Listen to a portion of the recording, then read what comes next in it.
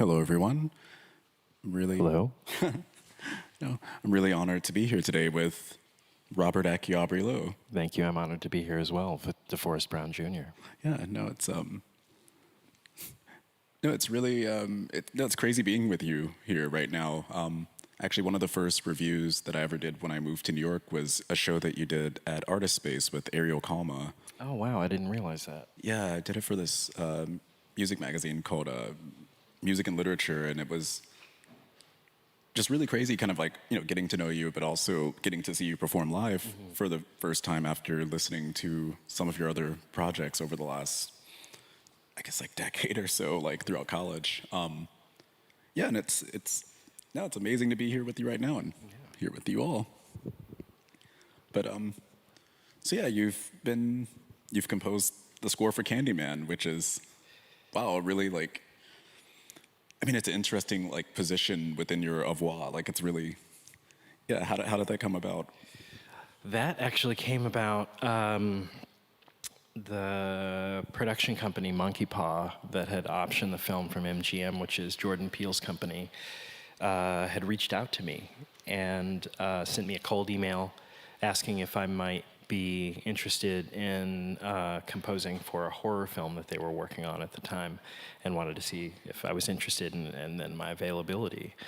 And knowing full well what that film was that they didn't mention by name, due to the fact that I follow the work that that production company has done since its inception, because I think they've done really lovely, really thoughtful work.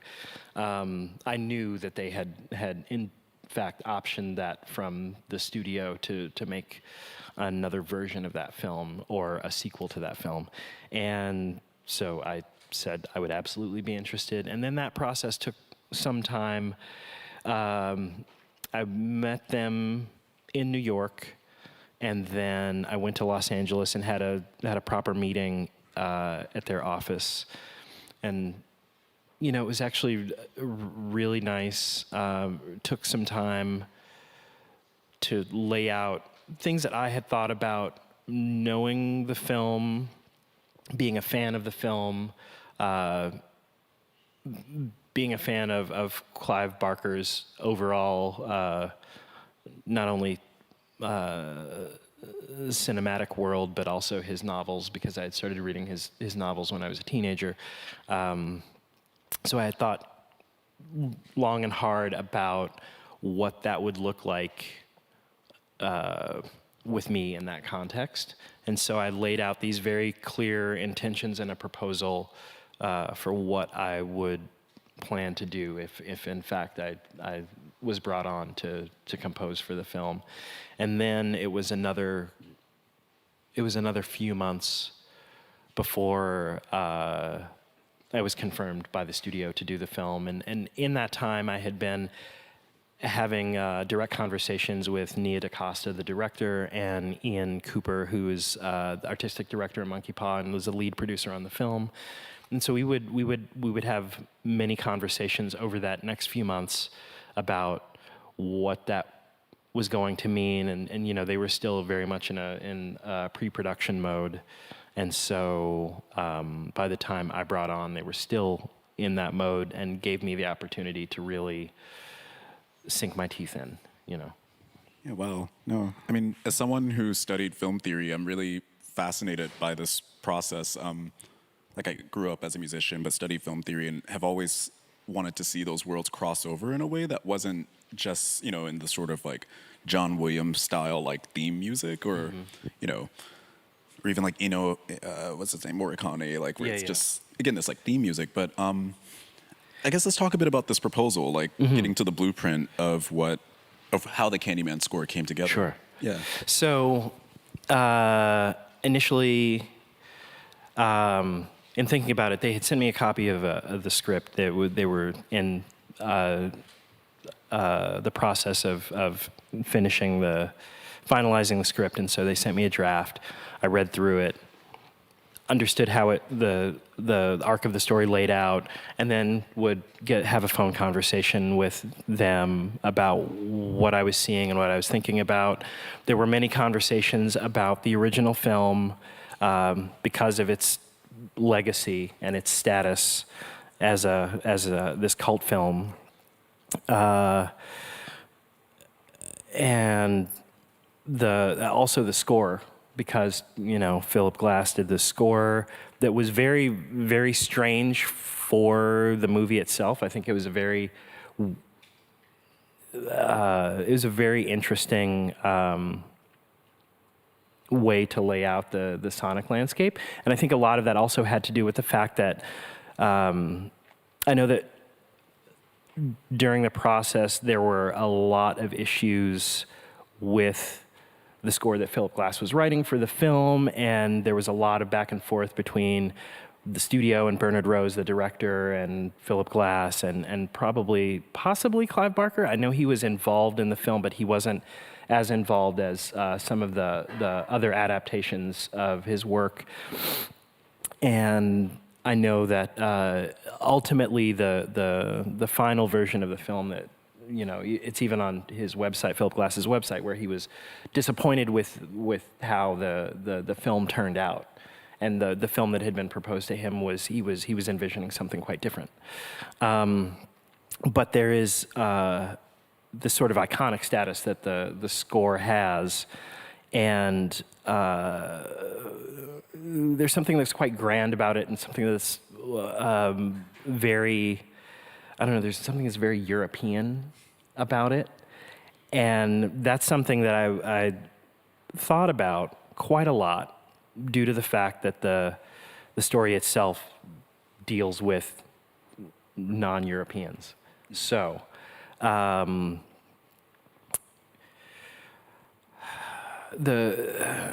way I proposed my intentions was to say, okay, it's important for me to be able to investigate and reference the original film. And I think Bernard Rose did a phenomenal job with the film, and there is a pretty heavy social commentary in that film. And I think the way in which he got to it was very interesting. The performance by Tony Todd, there's an elegance to Tony Todd's performance in that original film, which is something that I don't think that you would ever equate to that type of a character. I think often you will see antagonists or demons as maybe coy or savvy, but there was something that was just truly elegant about this particular character, which is something that I think is what made the film work. And so that was something that was really important to me to think about the score, and to be able to reference those things without leaning too far into them, because this is something that I think is really important. And in dealing with films and remakes and sequels, any time you go back and reinvestigate a story, the work that you do should stand on its own as an independent work. This is a sequel to a film, but it should hold as much weight and be able to stand on its own legs as a work of art. And so, that being the case, it's very important not to be derivative, not to put too much of that original work into this other work. And so I was very clear that it was very important to me to be able to build a world. It's concept of world building that I think we all get into as artists, and it's important to be able to put your signature on something and really provide your voice to the work. And so the last thing that I wanted to do was have anything that was remotely related to the original sonic landscape of that film. And I do a rendition or a reimagining of one of the core themes of the film, but that was the very last thing that I did. And it was due to the fact that there were conversations about the original score the entire time we were working on the film. And everyone involved wanted some of that to be exposed in a way inside of this new world, because it's ultimately the film takes place 30 years later, but it's in a way it's a parallel universe. So I understand that, and so in thinking about that and thinking about how certain arcs of the story would go back to investigate the things that happened in Cabrini Green at that time with the original characters. I reimagined the music box, and it was the very last thing that I did. I had completed the score top to bottom, except for this one thing, and there's one scene, one cue that I was like, oh, this is where that's appropriate. And due to the fact that I had already created the entire score, I had already built that world. And so then I was able to go back and reinvestigate the glass work and do so in my own voice in a way that it married into the original work that I had done seamlessly. And that was very important to me. And, you know, because I think that those sorts of things can be jarring, and sometimes that action is good, but in this particular case, that would be bad to have something that was sonically jarring to sort of take you out of that reality. And so I wanted to be able to blend it in so it was the echo of the original film.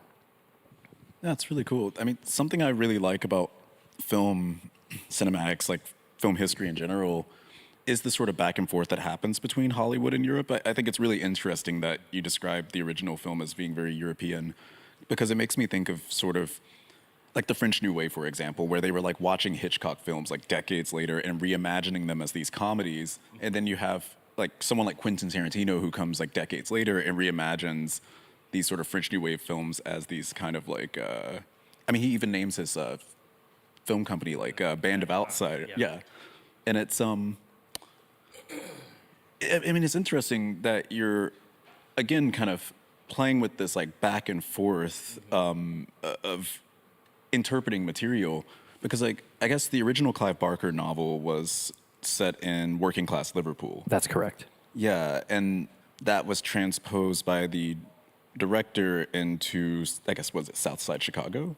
No, it was the near North Side. Cabrini Green was between Division Avenue and maybe Halsted, I think. So the housing project took up the footprint of the project was several city blocks long in either direction. And things started about at Wells and Division, and on the other side, Halsted, which was parallel to Division Avenue, and then went up to maybe Clybourne is where it cut off. So you had these high rises and row houses, all these housing projects in this one particular area, which was very close to Rush Street, where you had a lot of, like Gibson's Steakhouse and these sort of, where affluent people would go to eat and to shop. And there was a lot of old money sort of down there, and it was quite close, But there are these dividing lines in Chicago. Like, Chicago still to this day is a very segregated city. And you would have these blocks in which you would have impoverished, and then you would have affluent. So that's where it was. Yeah, because you lived in Chicago for a while. I lived in Chicago for 13 years, from about the age of, it was 20 or 21. I lived there for 13 years. And the first place that I lived was a few blocks from Cabrini Green. I had some friends that were living there that were renting an apartment, and it was a 3-bedroom apartment, and there were 6 of us living there. So that gives you an idea of, like, we had, not so much. But yeah, it was just a few blocks away from Cabrini Green. And Cabrini Green also as a landscape and landmark is something that I knew as a child because the television show Good Times took place in this housing project. And so I knew about Cabrini Green as a very young child because I was watching these, episodic this episodic family drama that took place inside of the project. No, one of my favorite things to do with films is actually what you just kind of set up here is kind of taking multiple film properties and crossing them over into a single world. Mm-hmm. But I mean, a lot of that crossover happens through this sort of psychogeography that you're kind of bringing up here. How much did that go into play into the score? I think a fair amount. So there were a lot of intentions, like I said. One was obviously investigating Clive Barker's cinematic world in the original film and the score. One was thinking about this idea of folklore and mythology, and especially how things are passed down. Thinking about the character of Daniel Robitaille, who was a freeman working as a painter that was lynched due to an interracial relationship, and then thinking about his ancestors and going back and going back and going back. And so my idea was to extend that mythology and really consider, and not in a concrete or an obvious way, but think about the slave trade lines, think about Western Africa, think about musics that you would have there, and I wanted to incorporate those sorts of elements as ghosts or apparitions in the score, because the film deals with that. It deals with folklore, it deals with ghosts, it deals with I just lost my place. Mirrors, illusions, things that are reflective and how they are reflected. And so a lot of that was incorporated into my thinking with the score. I wanted to create a sonic landscape in which you were unable to discern what the instrument was that made that thing, whether it was a voice, whether it was a cello, whether it was a modular synthesizer. I wanted to be able to play with that concept and move things around and make a sound with an electronic instrument that sounded like a tangible acoustic instrument. And I wanted to take that acoustic instrument that was a resonator with strings on it and turn it into something that was unrecognizable as that, and the same with the voice. On top of that, another part of the proposal was to be on location while they were shooting the film. For one reason, I wanted to be able to see Nia work. I wanted to be able to see how she directed. I wanted to be able to see how she thought in real time. We had many conversations about what it all meant, but I wanted to see those things happen in real time, because I thought, and accurately so, that it would be able to give me some insight into her world, and then be able to incorporate that into my thinking about how I wanted to make the score. Also, I wanted to be able to take field recordings of the locations, because a lot of what we're talking about deals with a particular location, it deals with a particular space. And so I wanted to be in Cabrini Green doing field recordings of whatever was there and incorporate that as textural elements into the score, because that energy then carries through and makes it multidimensional in that way. And also being able to play with psychoacoustics in a stereo field, and not necessarily thinking about things in a 5.1 or a surround format, but just breaking it down to two points of reference and being able to produce frequencies that would excite the ear in ways that would give you a response, and not to put any sort of emotional bias into it, because I think that becomes tricky and sometimes works, most of the time it doesn't, but just to be able to physically excite the ear and the body while you're hearing the score and watching the film. So a lot of that is what went into it. Yeah, there's something I found really interesting about the film is how much it deals with accumulation. Like you bring up the actual storyline of Daniel Robinthai, I guess kind of, and it's funny because like when you talk actually about voices and wanting to manipulate and kind of like turn these voices into like abstract audio objects that essentially replace the camera in a lot of ways, or kind of fit within the camera and create this like sonic mise-en-scène. It makes me think about, again, within this like accumulation, there was the race riots of 1919 during the Red Summer of 1919, in which there were like nearly 500 race riots across America, many deaths. We'll get to that. But one of the things that I find interesting about the 1919 riot was that you have many Europeans coming over across the Atlantic at the exact same time that you have former Negro slaves, Black Americans, kind of coming up, like up from the South, up into Chicago, and they're placed in this newly built city that, and they're just like you were kind of saying, you're living with like 6 people in an apartment, and this is like decades after this race riot, but you have people of all different stripes and colors of life and traumas, backgrounds, kind of in a place, kind of like crawling on top of each other and trying to learn how to be after like a really significant trauma, and then interestingly enough, they create a new trauma out of this. But I mean, also decades later, you get really significant developments in the music industry out of this, where you have like, what is it, the Universal Recording Studios that was there, where you get like the invention of overdubbing, you get the invention of multi-track recording and things like that. And I guess, yeah, we can get into like all the like art music that kind of comes out of that. But how much were you thinking about this accumulation as you were working with Nia, if you know what I mean? I think a fair amount. I think,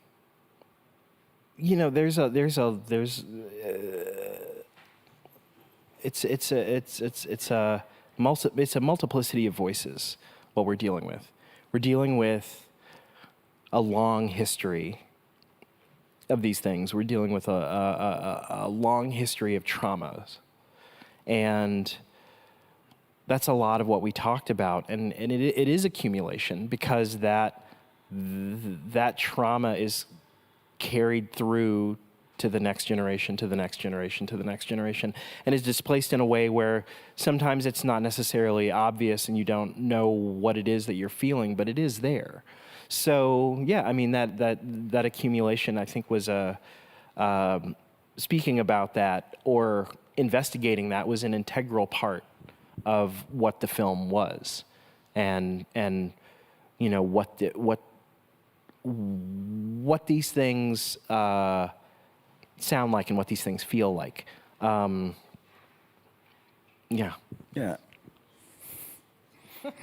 No, it's heavy stuff, and I mean the film was very, very emotional for me, and the score. I mean, for one, knowing Right. who, it's one of those crazy things where when I found out, when I was going to get to interview for NPR and obviously here, I called my parents. I was like, oh my God, I'm gonna like talk to the guy that did Candyman, and my mom's like, I know that film, and it's one of those moments where like finally I could take music that I've been listening to and like present it to my parents, and be like, look, this, and like, and they really like get it,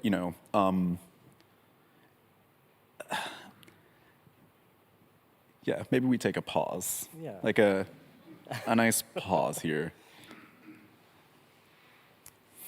I mean, I think a lot about those sorts of things is the ideas of crossing generational boundaries, but also remaining contemporary, remaining in a propulsive forward motion. I think there are many ways you can think about advancement, and I think that's actually one, being able to draw a line between one generation to another, where you have this understanding, and then it just carries forward and carries forward, because it is all accumulation ultimately, and also being able to think about what it meant to make a contemporary score that was also leaning into the things that I love about film music, which was these sort of strange spaces that you can get into, and finding places in between the notes, like things that are not necessarily in a particular tradition. And I think a lot of that came from, you mentioned Morricone and theme music. I think he definitely took it a lot farther than that, because he was a composer that, he composed for many, many, many films, but where he came from, being a part of Il Gruppo in the 60s, and being a part of this really heavy, really advanced avant-garde ensemble, and then feeding that back into traditional musics, and then investigating specific instrumentation for certain scores. And one film in particular, I love his work, his body of work. He was truly the maestro. But I remember being a kid and watching, and for me, continuity was always a very important thing with cinema. And it always took me out of that place when I was, say, watching a period film and was hearing something that was contemporary that took it out of that context. But for me, when I saw Once Upon a Time in the West for the first time, like, obviously he used the harmonica was the signifier, but then to take Henry Fonda's theme, who was the villain, and he was a bastard. He was the worst villain ever. And his theme consisted of an electric guitar, and this really dug in theme with an electric guitar, and you wouldn't equate electric guitars and the Old West, but it worked. And that was the first time hearing that as a kid, where I was like, oh, that makes sense. And so you can take these things and you can play around with them, and you can find these spaces. And, so him for one, Penderecki, the works that he had done, the source music that Kubrick had used for The Shining of Penderecki, that's another example. The film music that Bernard Parmigiani had done, for a lot of different films. He worked with Valerian Borocek on a lot of films, and the film that Borocek made, Dr. Jekyll et les Femmes, which was this really psychotic film with Udo Kier, and it was period, but Parmigiani's score was this really raw electric score, which was, really beautiful. And then also, I've been thinking a lot about Sam Wayman. Sam Wayman, who is Nina Simone's brother, did the score for all of the Bill Gunn films. So the film Ganja and Hess, which just recently was released for the first time as a score. Yeah, I didn't know this. Yeah. Yeah, and Sam Wayman is actually still active. He played a show in Tribeca back over the summer, and he's played a couple shows upstate in New York. He lives in New York, and the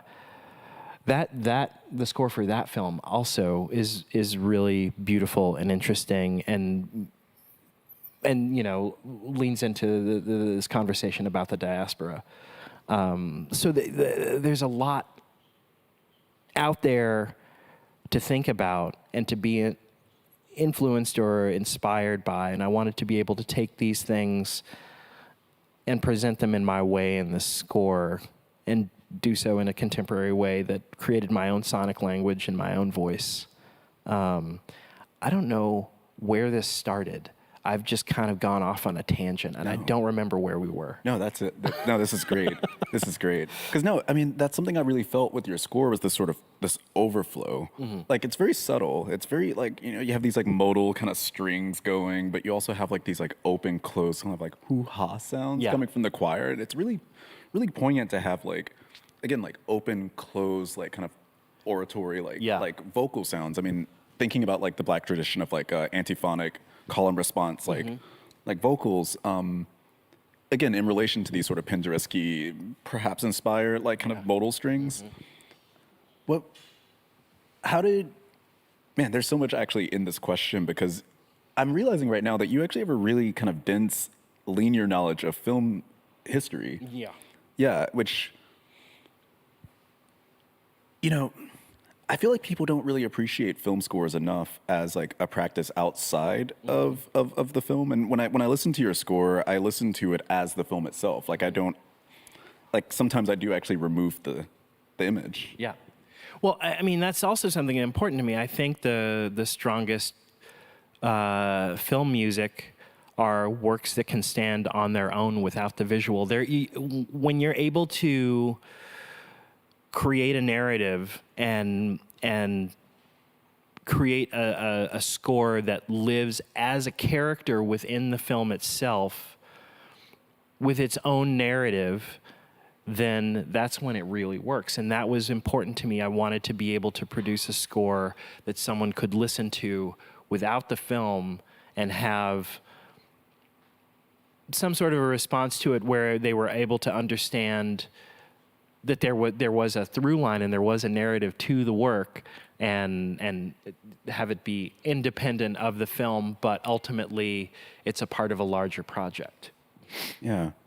So, okay, let's talk about this next continuity then. When you have the film is out, you've composed the score, everyone's heard the score, and then you come here, you come to Krakow, and you present it in a concert hall. I found that really interesting to be kind of like up in a balcony and to see, you know, everyone kind of come out and like sit in the seats and they have like the, you know, the bassoons ready and like the, you know, the cellos, and you kind of like, it's funny because I see you sit in front of this like multi-channel mixer and you have your keyboard and it's very like, you know, now we will present the score.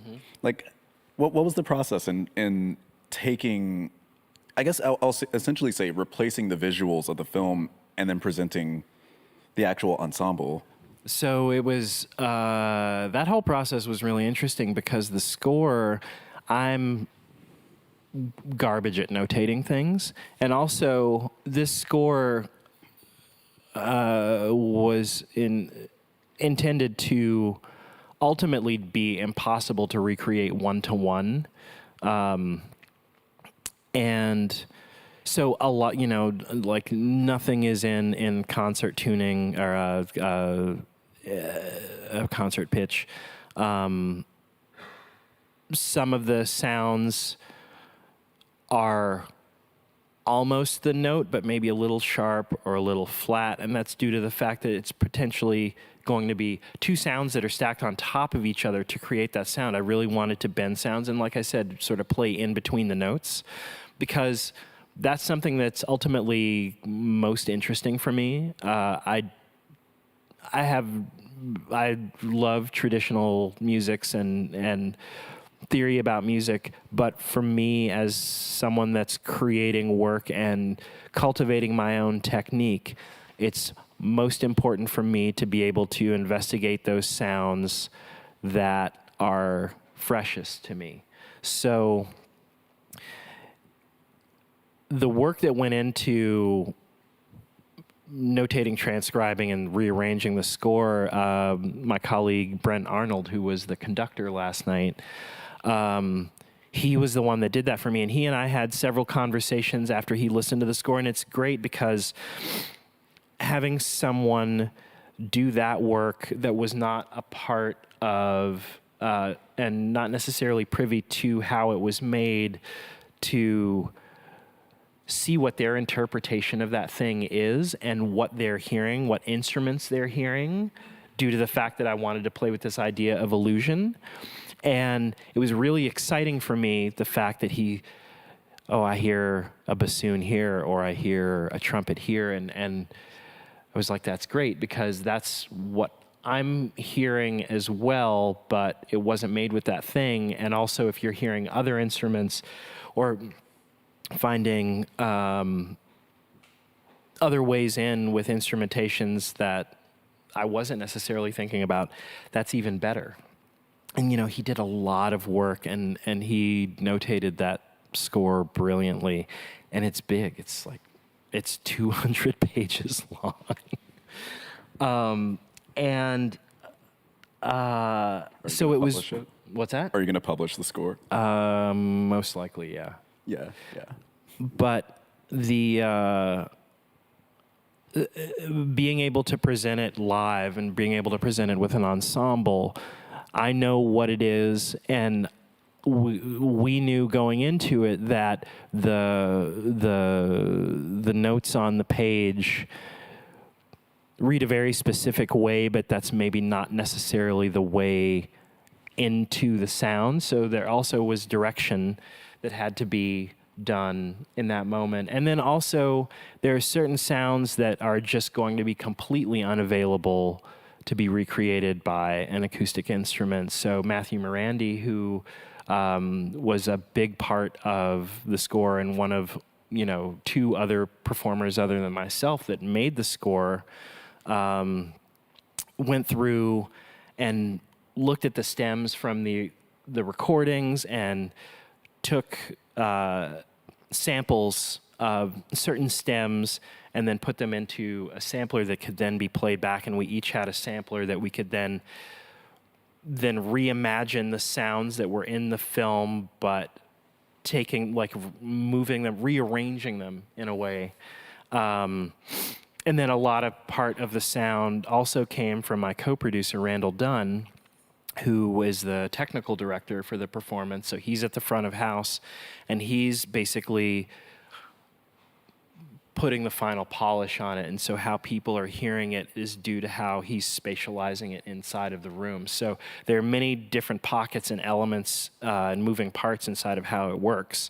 And the ensemble did a glorious job, I think, with their interpretation. It was also important for me to be able to give the work to the players and say, I want this to be as natural and organic as possible, and I want you to be able to feel like you can lean into it how you see fit. I wanted to sort of relinquish a little bit of control in that way and make people feel comfortable so they were more confident in the way that they were playing things. And obviously there are certain shapes or figures that I want to see because that's indicative of what the score was made of.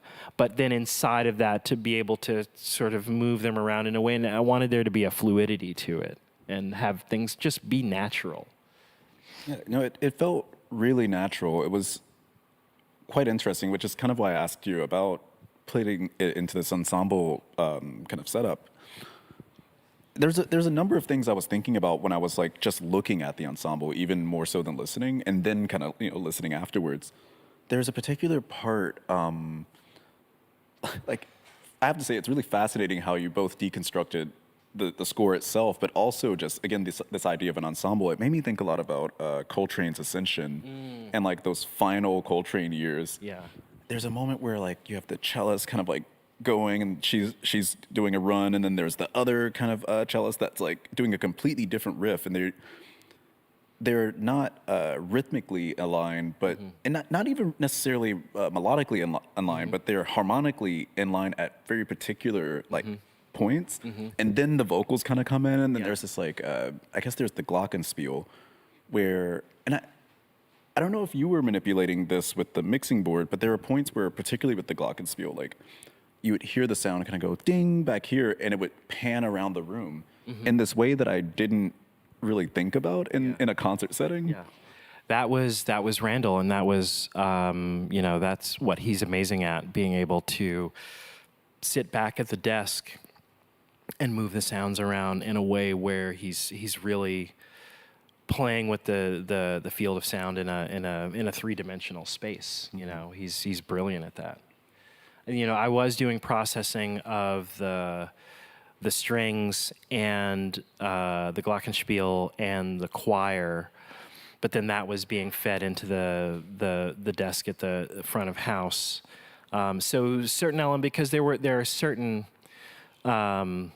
effects that I was using to make certain sounds in the score, and I wanted to be able to, even though a lot of that was in the playback, I wanted to be able to have that in a live setting and be able to process those acoustic instruments in real time using the same things that I used to make the score.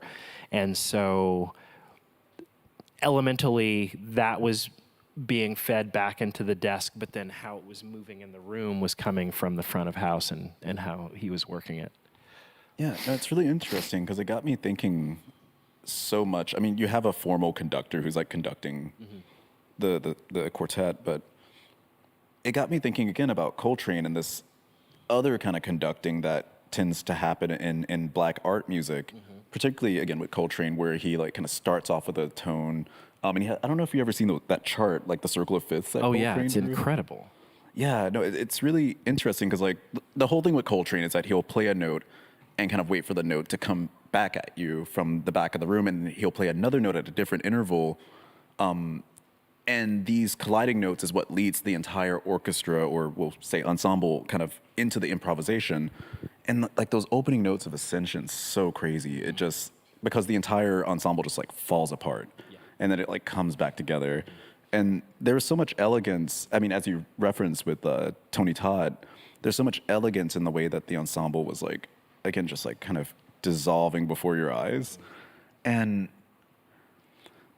yeah, I guess that's more of a statement than a question, because it seems a bit different, or maybe a progression of what your normal process is when you're doing kind of your more solo vocal and modular work. I mean, I think that it is. I think that even though this is something that's very different from other works that I've done, I think that it does sound like me. And I think there are definitely certain moves that happen. And even talking about this concept of playing the note and waiting for it to reflect back, and then playing an accompaniment to that, I do a lot of that with the voice. And in singing into a room, I'll create these choirs of voices, and that's something that's always been really interesting to me, because it also deals with the physicality of the sound due to the body, how the body moves, how the sound comes out of the body, how the shape of the mouth is, like how your posture, like all of these things factor into it. And it can honestly be choreographed in a way, but it's really interesting and fun and exciting to me. I get a joy out of creating these sounds and sort of listening back to them and then playing with them in real time. And I think a lot of that factored into the score and how the score was made, because, like, say, for example, with the work that Hildur did, I did the session with her where I had sent her the core of the composition to listen to, and then we sat down in the studio and she was hearing one thing, but I was like, okay, so think about this, and I would play a figure on the piano, and I was like, I want you to play this. And I had a 5 mic array that was recording her, and so I could have a density of sound and have things more dynamic. And I would have her play, do one pass and then do another pass, and have her feel differently or lay into it differently without being able to hear the playback of what she had done before. And so then I was able to then create something in a similar way to the things that I do with my voice, but having her completely unaware of that, and then taking those recordings and then arranging them at a later date. Wow. Yeah. Whoa. No, it's funny. The last time we talked about this, and this is maybe to move out of the mise-en-scène of the ensemble back into the mise-en-scène of the film through this rotating mise-en-abemi we have here. You worked with the actors. So we talked about you working on set, and you worked with the actors, but also the environment. kind of as an ensemble as well. Yeah, it was. That's one thing that I didn't mention before was I wanted to once again this concept of playing with and displacing energies. While I was on set, I would take some of the lead actors aside and record them, prompt them with a word or a phrase, and then record them saying it a few different ways, and then took that and granularized it, and basically, using these microsound techniques would sort of process and stretch and break apart and reorganize the words so they would then again melt into the score as a texture and have them be unrecognizable as a human voice and unrecognizable as actual language, but it still carries the energy. So if Yaya or Coleman or Tiana, I would have them say Candyman, and then take that word and twist it and break it apart and put it into the score in a very specific moment in the film. That summoning, the energy of the summoning is still there. So you have underneath someone looking in a mirror and saying it, the summoning is sort of bubbling up. And there's another scene in the film which is sort of I tend to consider it the awakening. There's a scene where the Anthony character played by Yaya is walking around Cabrini Green and walks into a building that is dilapidated and is covered with graffiti, and he's taking photos inside, and there's someone had spray painted a figure, the Candyman figure on the wall, which he takes a photo of. And at that moment, there's this sort of gurgling, guttural sound that and it's this sort of idea for me of invoking the demon, like waking Leviathan. And so I wanted to be able to use these sounds in those ways where you're also even maybe taking it out of the context of film music or the score and looking at it as a way to design sound, and so like skirting that line where it's something that is composed and it is arranged, but it's something that maybe someone would think was the whoever got hired to be the sound designer, but it's actually the score. Oh my God, sound design is such an underrated part of film theory. Mm-hmm. Like even within the actual practice of film theory, it's so underrated. I mean, you think about like something like Indiana Jones, where he's like inside of like one of the caverns. You hear the sound of the sand kind of around him, just like like moving around the stereo field. And I found that so interesting about your score during the film was how you kind of, along with the film and the script and Nia DaCosta's direction, kind of played with that Jaws effect of like. Mm-hmm. You don't see Candyman for quite some time, and it's not just like a kitsch thing where they're like, we'll save Tony Todd for you. It is like a real conjuring, like a slow build towards this prospective sequel that may or may not come. Yeah. Right. Exactly. Yeah. Yeah. It's. Mm-hmm. Yeah. No. It was. That's it. It was an intention. It was things are intended. In these ways. Yeah. Wow. Things we talked about a lot. No, amazing. I don't know if it's too early to open up for questions. I could literally dive into these like film worlds and portals with you like forever. Oh no! First and foremost, thank you. Like this is really. Thank you very much. Thanks to everyone at Unsound, and thanks to everyone for being here. Wow. Yeah. Yeah. Are there any questions about portals, film world, Candyman? The score. And that's a wrap. Yeah. No, thanks so much. Thank you, folks.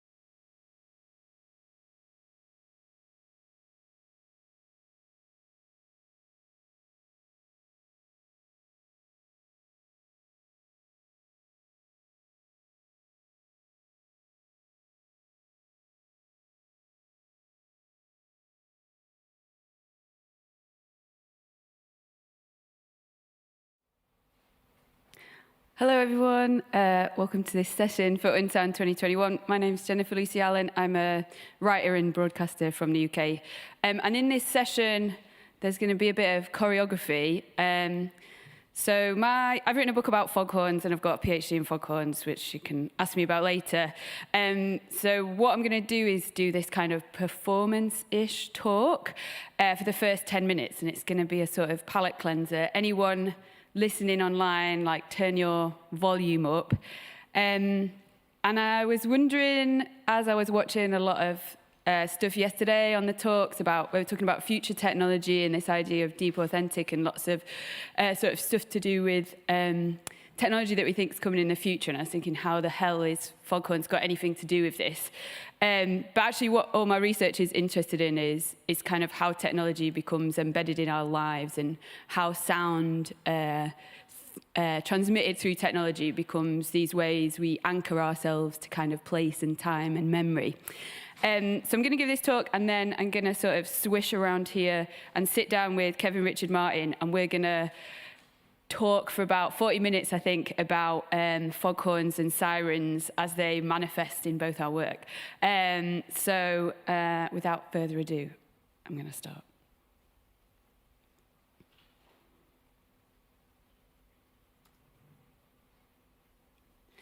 Today's talk is a short history of the foghorn, a short history in ephemera, rumour, apocryphal stories, and false memory. It's an A-history, really, one with a graceless rhythm, the spoken ritual taken from the experiences of lighthouse keepers across the UK.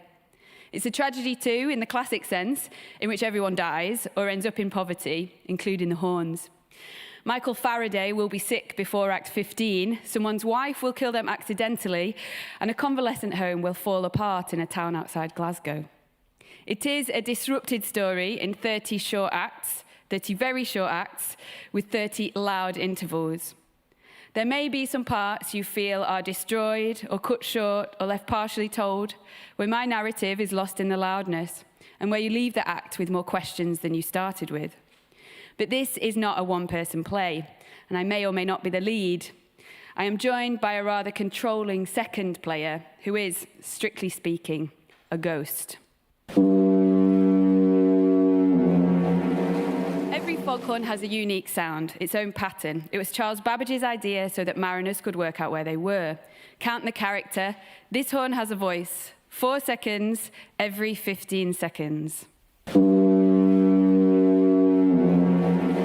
long decay to the metal of that horn vibrating under the pressure of compressed air that comes from tanks in a single-story building driven by greased and oiled Victorian engines thick with green gloss paint.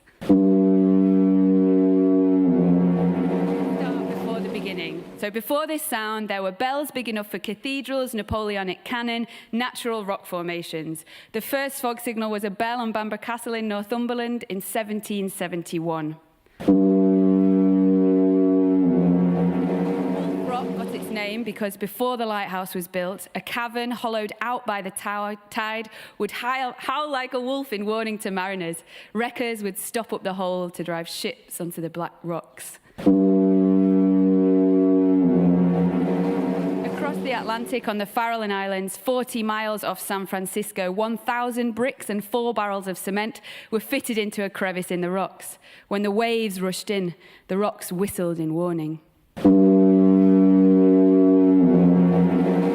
now we reach the beginning, where there's a possibly apocryphal story, like all good origin stories, told and retold exactly the same everywhere it's found, but is impossible to corroborate, about pianos and beaches and walking. 1853, and we are on the shore of St. John, Canada, where Scottish inventor Robert Fowlis is taking a walk in the fog. Fowlis is walking back to his house along the shore and can hear his daughter, who is practicing piano. He notices as he walks that the low notes from her playing carry over the shoreline through the fog better than the high notes. So Fowlis decides to build a horn, but he completely fails to patent it, and he dies in absolute poverty. In the the UK in the next decade, an American starts making inroads with the English lighthouse body Trinity House. Celadon Leeds de Bol has designed a horn he persuades them to install at Dungeness, and it's Michael Faraday's job to test it. Faraday is really old and he gets into a fight with the elder brethren, Trinity House's Mason-like executive board. So when he eventually makes it out in a boat to listen to the horn, he gets such bad seasickness he calls off the testing by lunchtime. Faraday is forever crippled by nausea after this, but he considers the short blasts good enough, decrees the de Bol horn a success, and Trinity House agree to pay the man £500 for his invention. Faraday was succeeded by John Tyndall, a Royal Society scientist and forgotten hero of invisible waveforms, who once lent Darwin some foghorns to test plant sensitivity to loud noise. Absolutely nothing happened.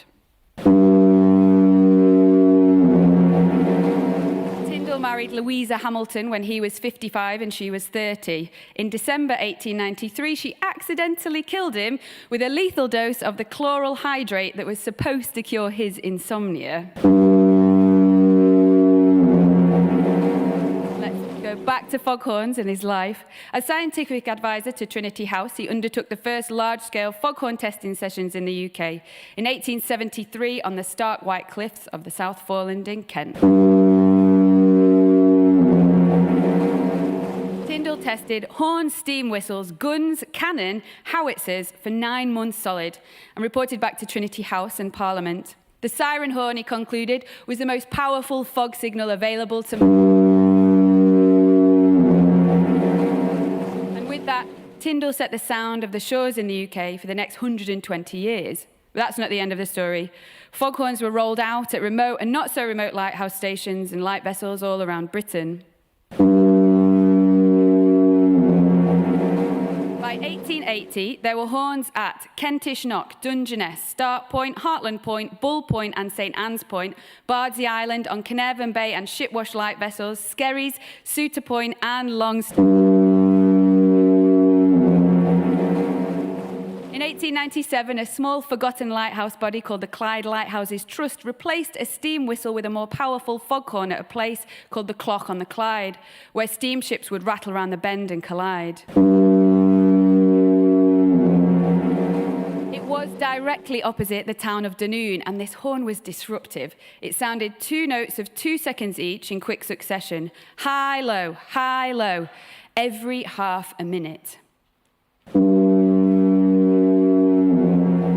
One letter said it was though a gigantic bull and his mate had stolen noiselessly up to my chamber window, suddenly opening their mouths and emitting their characteristic notes, the male a hoarse roar, the female a shrill scree.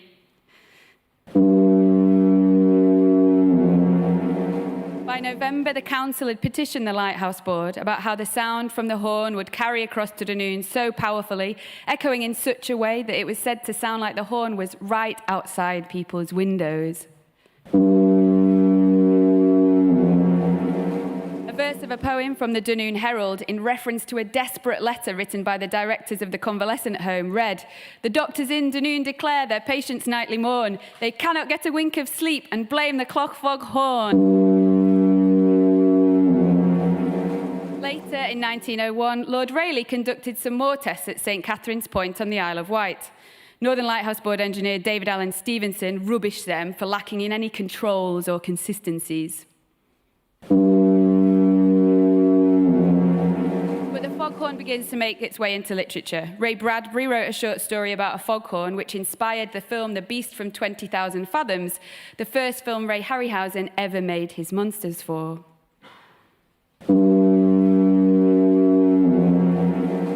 In the 1930s, Gertrude Atherton wrote a horror story of foghorns in decapitation in the San Francisco Bay. Quatermass writer Nigel Neal borrowed the foghorn for a short story where Manx folklore clashes with modern life. 3 decades after Bradbury, automation of lighthouses started in earnest, and many, but not all horns, started falling silent. Nobody's really sure when each was switched off, as the records are not very easily accessed.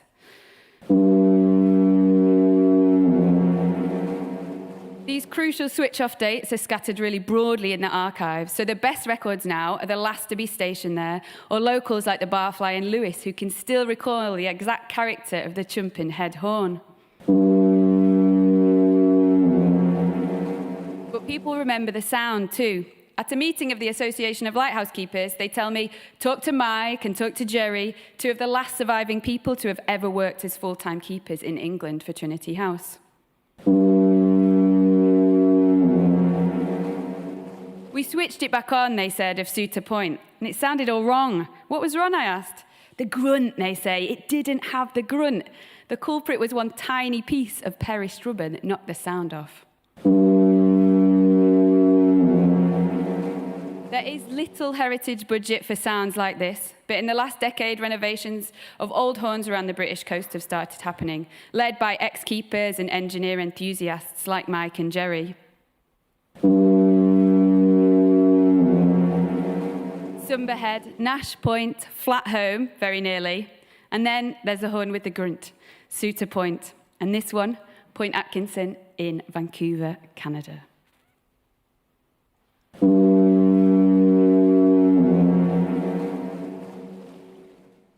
That's it, thanks.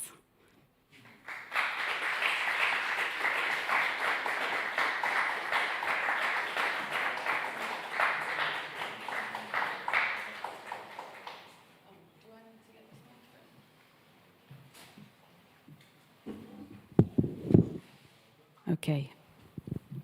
That's smooth enough. Socially distanced. Yeah. So I think that one's yours, yeah. Sure. So hello, thank you for joining me on this TV sofa. Thank you, Jen.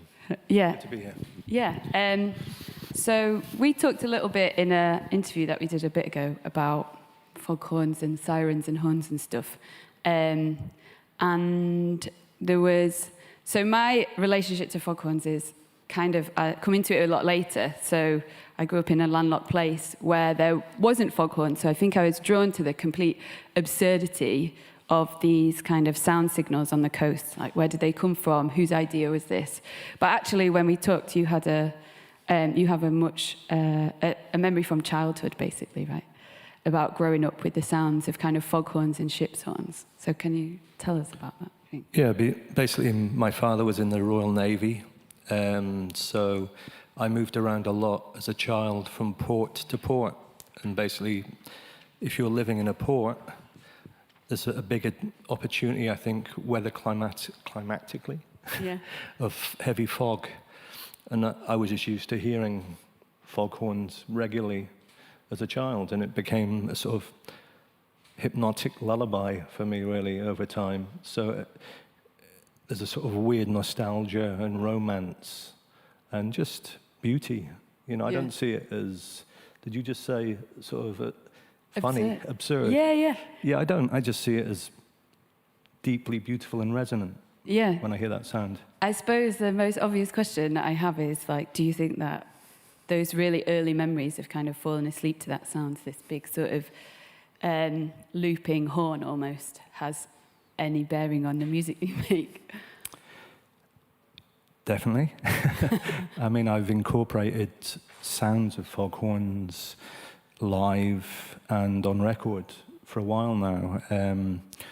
I remember, in fact, it was, I was reminded that when I was in a band called God, I worked closely with a guy called Alex Boos, who was a Swiss musician, composer, and he was the first person to let me abuse a studio.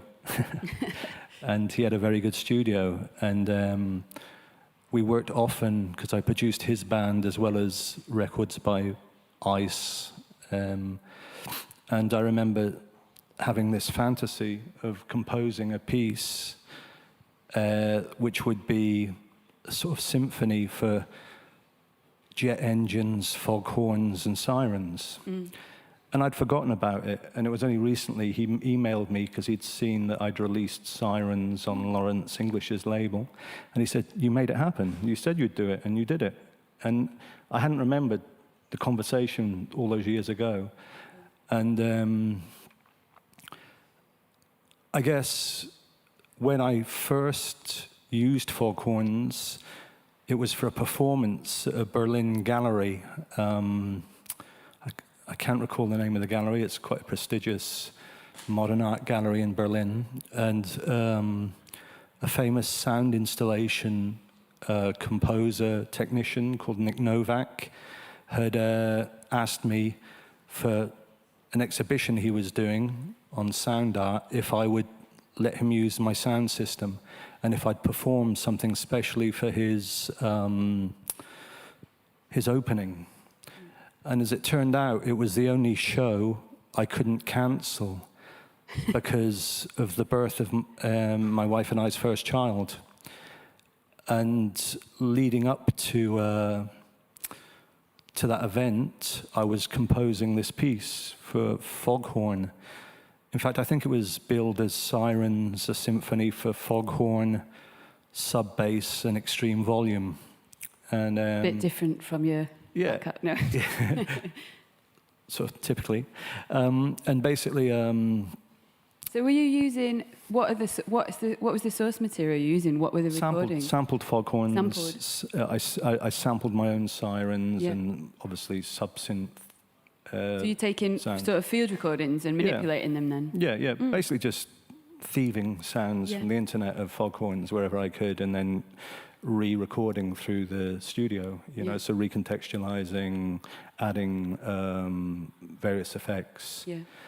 But what I didn't know when I agreed to this performance was there was a knock-on effect, which is it was a deeply traumatic birth for my wife, and my child had to struggle to survive. He had 2 life-threatening operations in his first few months, and we were living in an intensive care unit.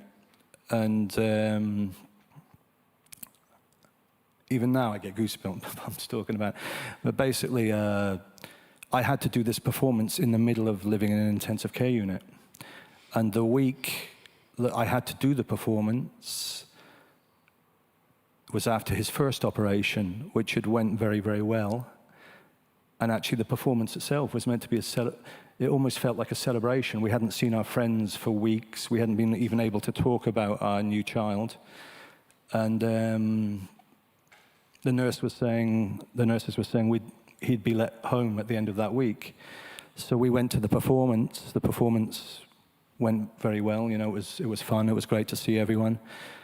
And then we came back that night, and our child, Finley, if he's watching, had very serious problems again. And a surgeon came into the room, whatever time in the morning it was, we'd come back from the performance, and said that he was in urgent need of an operation, and that there's a chance he may not pull through because he had necrosis of the intestine, which was basically saying his intestines were dying. So it was hugely traumatic, you know. And the reason I'm mentioning this isn't to pull people's heartstrings or emotional. I then wrote an album based around that music. There'd been 2 more performances of it before I wrote the album, and Lawrence English had been at a performance. Do you want these long rambling answers? Okay, yeah. Keep going, this is great. Lawrence English had come to a performance of Sirens at the Berghain, and the Berghain had agreed to let me perform Sirens prior to the album. But I said I wanted to bring my sound system and link it to theirs. And they thought I was completely insane. I had to sign forms basically saying that I wasn't trying to kill people with volume. There was a couple of sort of traumatic meetings where they were considering whether or not they were going to let me go ahead with it. And this, you're asking, it's not just a normal club sound system you're trying to add your own to. It's humongous. It's the Berghain sound system. Yeah. Okay. It's huge. And then on top of it, I was bringing my rig in as well, which is just lots of bass. And to hear the foghorns ringing out was so intense. You know, people were saying they felt nauseous afterwards, or they felt completely bewildered and disorientated because I used fog very heavily as part of the performance. Afterwards, my wife was crying at the side of the stage because it had brought all the memories of her birth and stress with Finley. And then Lawrence had been there for that performance because it was part of CTM, and he contacted me a little while later and said, look, I'd really like you to record Sirens for my label. But as happens, you know, when you perform something that's so minimal, which is basically bass drone, sirens going round and round and sampled foghorn, I thought it'd get a bit tedious for an album. You know, that's only 10 minutes long for a reason, because it's really annoying. Yeah, so I decided I'd have to recontextualize and then use foghorns as a musical instrument, you know, not just atmospheric hook. And that's where Sirens came from. So that was a long answer. No, it's great. I'm really interested in that idea. Also, the way you talk about using foghorns in this live context where you're really making sure you've got that kind of vibrational aspect to the sound. And it's something that I got really interested in doing the research when, you know, I got to stand right underneath these foghorns that are just these, you know, it's somewhere around, like, depending on which one it is, like 100, 110 decibels.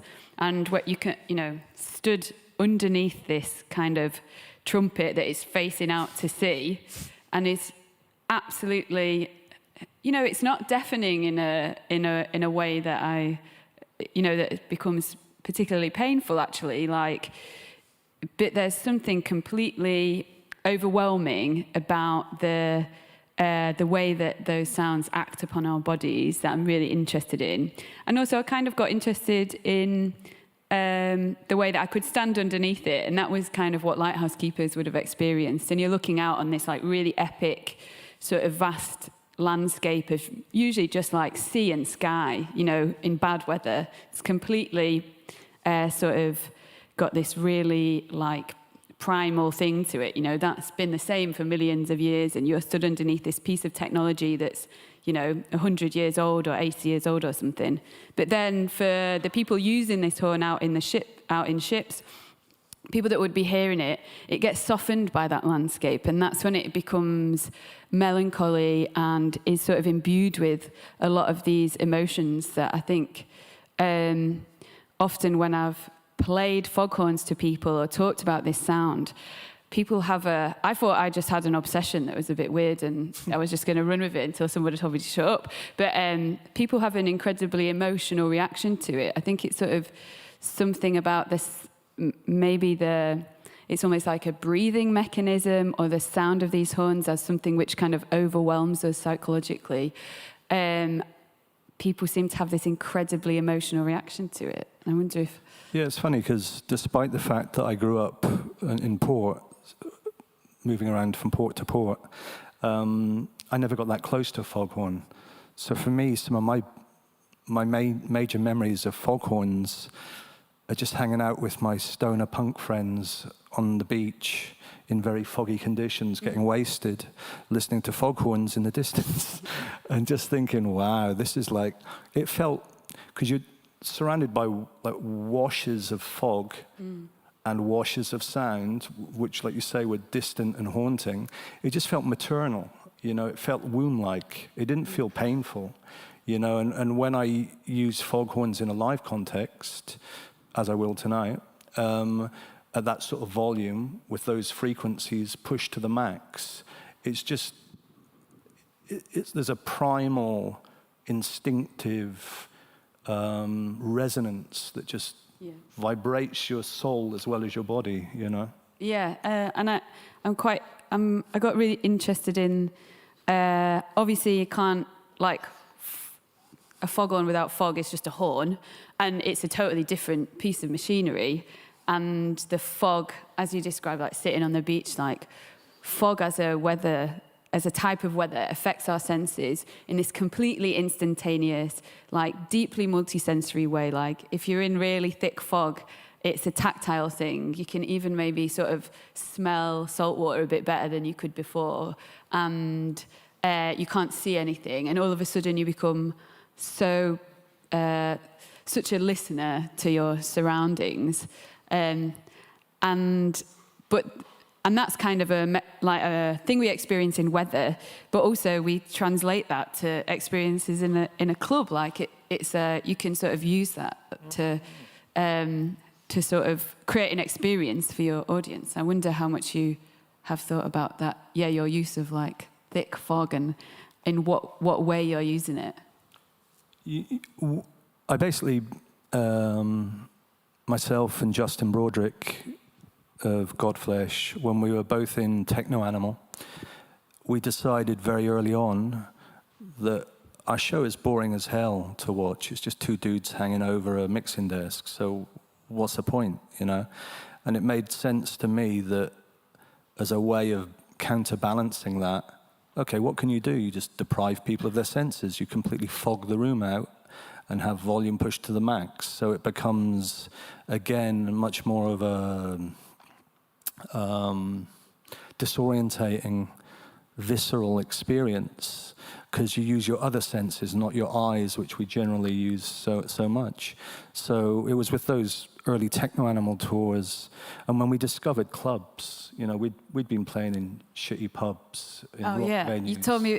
Can you describe? I mean, some people might have heard this story, but when we chatted a couple of months ago, you described that first venue that you were putting the night on in Brixton. Can you describe that? Oh, you mean as an example of how bad things were? Just, it's, it's just such a, like, compared to the Berghain, you know, I suppose. Yeah, I mean, like lots of people that move to big cities, you know, I moved to London because I wanted to immerse myself in music and art. You know, I'd grown up in a pretty mundane, boring town on the south coast of England and just chased a dream, which is, you know, how do you crack into music? How can you do it? How can you exist through music? And realized very quickly, you know, it's absolutely shit in London. You know, you basically had to pay to play. You played to no one. No one gave a monkeys, really. And it was pretty, you know, it challenged you. It was a test of your commitment to how much you needed to make music, you know. And as ever, with most things I do, it's like, well, hold on, if I can't get the shows, I'll make the shows, you know? And it was like, okay, let's do it DIY. We'd had a vocal sound system, which is nothing. It's just like not much bigger than those speakers here. And myself and a friend who'd moved to London from Weymouth decided to try and find a club night. A club space, sorry. Clubs, no, that sounds like a room? Like just a room. Yeah. We just needed to find a room somewhere, and very weirdly, we found one in Brixton Centre. And at that time, I wasn't living in Brixton; I was living on the outskirts of London, and it happened to be in a pub right behind Brixton Police Station. And Brixton is anyone, I don't know how many people here know, and particularly then, like I don't know, 30 years ago or something, Brixton was pretty intense, a meltdown of all different cultures, styles, energies. But this was particularly funny because you would get all the off-duty coppers, policemen, coming out of their police station, hanging on one side of the bar, and then you'd get all these, on one hand, like clue-sniffing punks coming to see Extreme Noise Terror and Napalm Death, or just druggy freaks, people looking for music for whatever reasons that I was promoting. And as you know, it was raw. You know, you had chandeliers and a carpet and no stage. But it went from, you know, no one knowing about it for a year to suddenly, I happened to be a catalyst for promoting thrash bands that suddenly became very popular. People like Napalm Death and Extreme Noise Terror, or I gave Godflesh their first show. And suddenly it was just this, you know, mental hub of up-and-coming music, you know, which was fun, you know, but the antithesis of what I discovered when we toured with Techno Animal when we hit Europe, because we were promoted and we were releasing music on a label called Force Inc. Mill Plateau by a guy called Achim Spansky, and he introduced us and invited us to tour Germany, which, you know, like I said, Justin came from metal, I came from like this noise rock, free jazz crossover. We hadn't really had that much experience of clubs. In fact, I think at the beginning then, none. in my case, just reggae sound systems. So we discovered, like, through touring with people like Porter Ricks, DJ Rush, Alec Empire, Ian Pooley, I can't remember who else was on that tour, the joys of sub-bass, you know, and of massive sound systems, and of seeing mixed audiences, not just, you know, antisocial white dudes dressed in black, you know. So it was a revelation, you know, and definitely affected me deeply in how you could work with sound and frequency in very deeply physical ways. As I said, I'd already been hooked on reggae sound systems. And when you talk about sirens, the dub siren, which I'm hooked on anyway, is just a constant at reggae events. And for me, it all goes back to hearing Public Enemy for the first time as well, you know, and growing up in London in poor areas, living in Bethnal Green for years, where the soundtrack, when you're on the main road leading to one of the biggest hospitals in London, is just constant sirens from ambulances and police cars. So for me, it's that sirens just tap into your central nervous system. You know, they do what they're supposed to do. You know, of course. On a simple level, they do what they're supposed to do. It's like a call to action, and sonically, they are sort of a functional design to tap into that. And I think it's really interesting the way that is co-opted in sort of different ways by musicians like yourself. But also the way, so there's a story that I wanted to tell you actually, because it's worth noting, like there's probably like 3 copies of this. You asked me for a copy of my book about 6 months ago, and there's maybe 3 copies lost in the post somewhere between the UK and Belgium now. It's the curse of Brexit. I know. Yeah, it's Brexit. A curse, yeah, you know? Yeah, and nobody knows how to solve it. But there's like 3 copies floating around. Sometimes they make it back to me, sometimes they go away. So there's a story in the book that I tried to, and I don't know, actually, maybe you even have heard of this. So my friend Evie's mum, who used to be involved in sound systems and rave culture sort of around Sheffield, when I first started the research into foghorn, she was like, oh, I remember reading this story or knowing about this sound system where they'd bought at auction somehow a foghorn that was being decommissioned by the Navy or something. And there's such a lot of competition between sound systems to who can be the loudest, like this completely dominating thing. And she said she definitely read this story about a sound system that had an actual foghorn from like some sort of ship, some sort of, I don't know what sort of foghorn, but obviously that's going to be fucking massive, even in the context of the biggest sound systems you've ever heard. Just hearing you mention that now, one thing I'd really distinctly remember is when Jungle hit London. Again, just like something I'd never heard before, but when you used to go to early Jungle raves, everyone would have air horns, which sounds whack, but actually it was like the walls of Jericho, you know, because the air horns were at least... Little like canister ones, or like... I can't even remember, just the air horn. I just remember walking into venue after venue, just being surrounded by these waves of air horn, which were at least twice as loud as the music, because everyone was blowing them. And it's that top end. Yeah, but there was a more pain. It wasn't like a foghorn. This was like, Jesus, you know, but super exciting, you know, just amazing. Kind of psychoacoustic space almost. Yeah. There's this Yoshi Wada piece that I've performed a few times, like as sort of events surrounding the book or foghorn stuff, that is sort of on his bios and all over his wiki. But before he died, I asked him about it to say, can I perform this piece that I've read about that you did? And he was like, I've actually got no memory of doing this whatsoever. So it's kind of this gorgeous, like, apocryphal story, which is a lot about what the book is about, how lots of the story of the foghorn is really about people's memories and misremembering things as well. But it's like you get about the sort of canister ones, the compressed air ones that you take to like football matches and raves and stuff. You could just get basically a bank of those, and then you play them till you run out. And the ones I remember were just like plastic, stick them in your like a vuvuzela. Yeah. Yeah.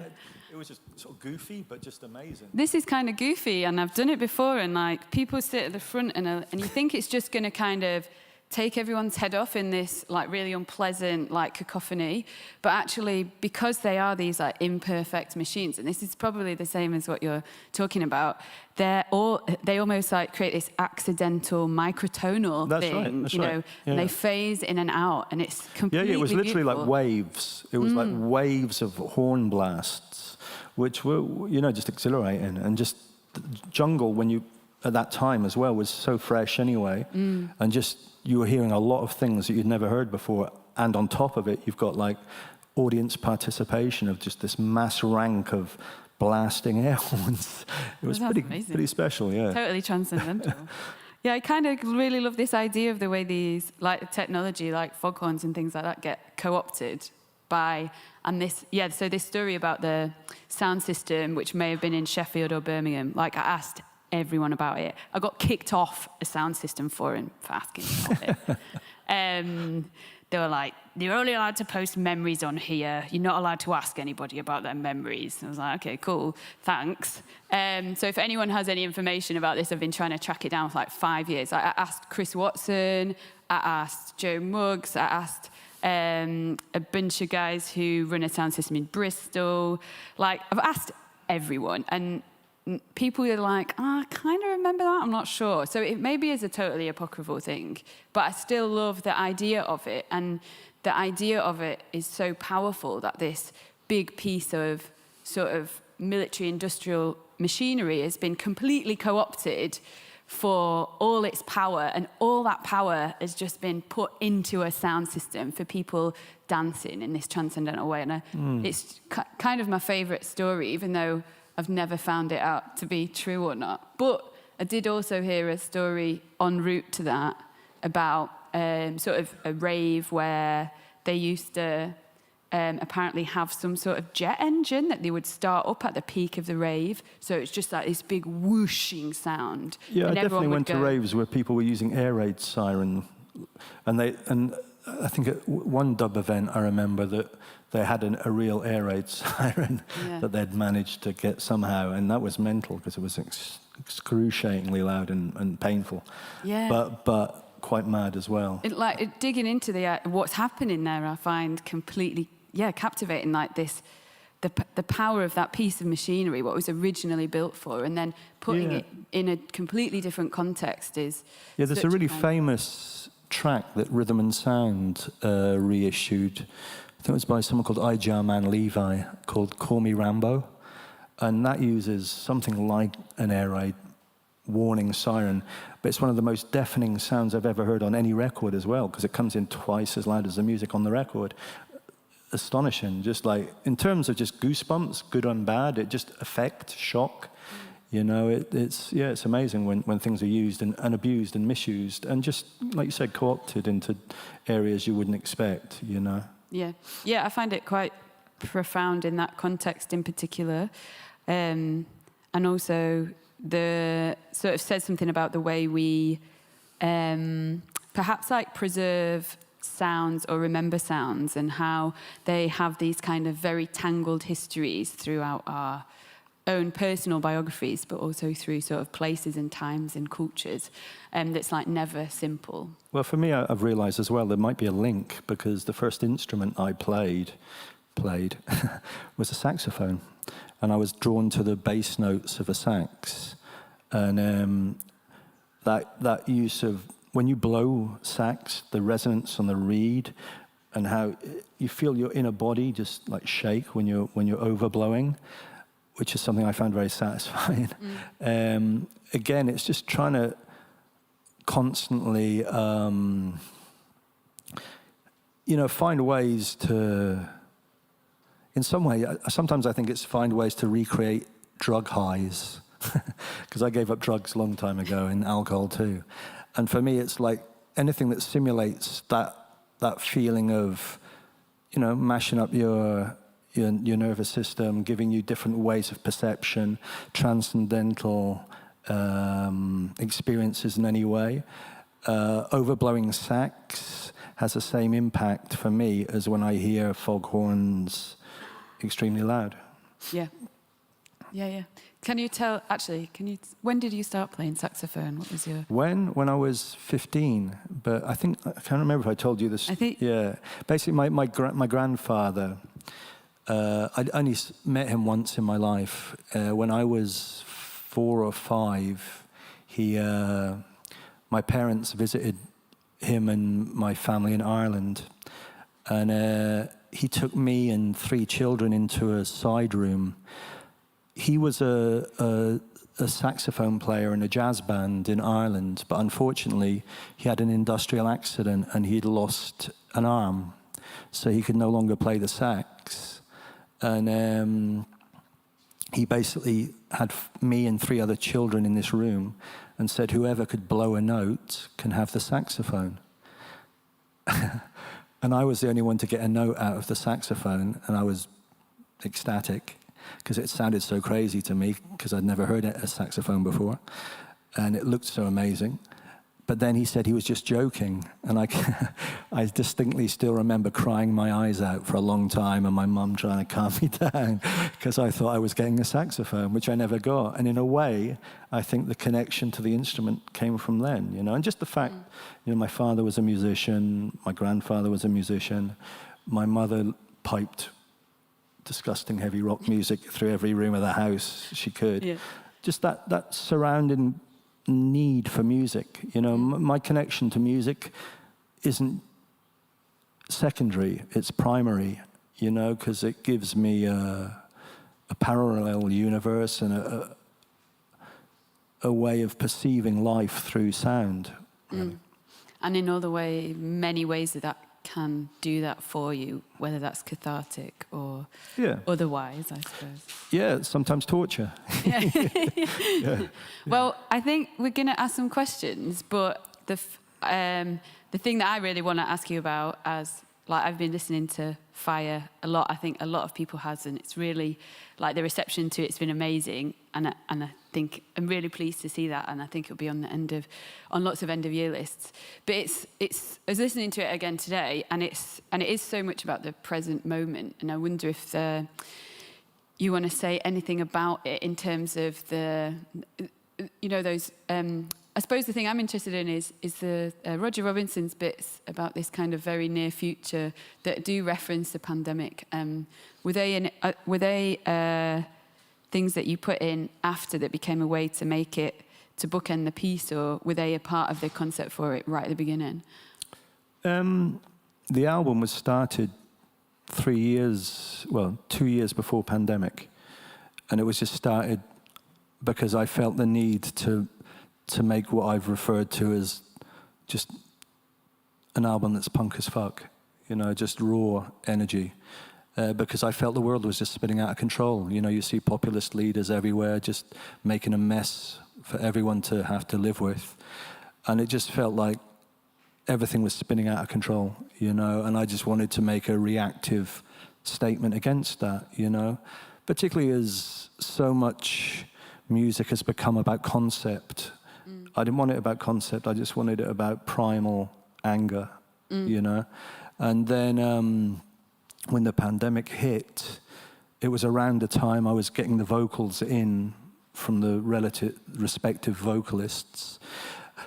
And I said to Roger, we sort of remember it differently. I know I begged him to let me have a poem from his book called The Missing, which is dedicated to the victims of the Grenfell fire in Britain. And when he'd done that, and as I was putting the rest of the album together, I said, look, Rog, I think it'd be amazing if you set the scene for the album. I'd like you to introduce the album and end the album. Because I knew when I approached him for The Missing, it would end the album, because I couldn't imagine anything else to follow it. And, you know, when I first read it, I was in tears at that story. And I said, can you write something which is an absolute reaction to living pandemic life, you know? And that's what he came with, you know? And it's sort of strange, because there was a very large German newspaper that decided to review Fire, and started by giving it a favorable review, but then ended up saying, yeah, it's great, but Kevin Martin ruined it by allowing that first piece on, because maybe he's dubious, more dubious than we thought politically. Maybe he's right-wing anti-vax. And this is literally what this newspaper was saying, which is just insane, you know, to come to those conclusions and publicly spread them. You know, that's how we all know with cancel culture and what's going on with the net how dangerous rumor spreading is and muckraking is. And this was just basically someone out to trash me because of an association with a poem Roger had written, and a poem that was very obviously fictitious. You know, he says it, I think there's a line in the poem that's 4 years in the future, you know, it's like, so it's interesting how... Interesting interpretation of that as something that is anti-vax rather than anti-sort of government, anti-institutions. Exactly. And I've had to defend that piece. You know, Roger and I have been talking about how ludicrous it is that it's spun out of control and how people focused on that introduction and tried to say we're anti-vax. You know, Roger's beliefs are whatever his. I know what mine are. I've been vaccinated, you know. Did I want to be vaccinated? No. Does anyone want to be vaccinated? No. Do I trust governments? No. Do I trust pharmaceutical companies? No. But that doesn't mean I'm anti-vax. You know, we live in, like, as we discussed outside, you know, paranoid times, deeply paranoid times. And the idea of letting governments decide what is going to be input into your body, which hasn't had the correct testing procedures anyway, is horrifying. It's terrifying. But it doesn't mean I'm telling people not to take it, you know, by having that track on my album. Yeah. It's been sort of mad, you know. Yeah. I think there's something in it that, on a totally different note, about the sort of fury on it, which a lot of people have seemed to have connected with. I certainly do. Like, it's a really angry record, and that offers you as a listener like a mode of sort of way of channeling that, even just as a listener. And I wondered if you were making it, if it was like that as well. I mean, when I spoke to each MC, it was a basic instruction. I just said, can you spit about what makes you angry or vexed on a day-to-day basis? Because I felt there was enough going on that was making me angry regularly. And each vocalist interpreted that in their own specific way. Obviously, I'd chosen a group of vocalists who, by and large, I'd worked with a lot, who were like family to me, really, and who I knew what I would get. But there was other wild cards, a couple of vocalists I hadn't worked with before.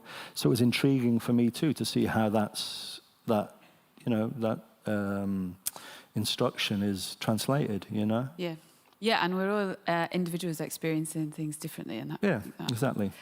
And I also found it quite interesting and almost depressing to go back and listen to like London Zoo and you know, like angry on that.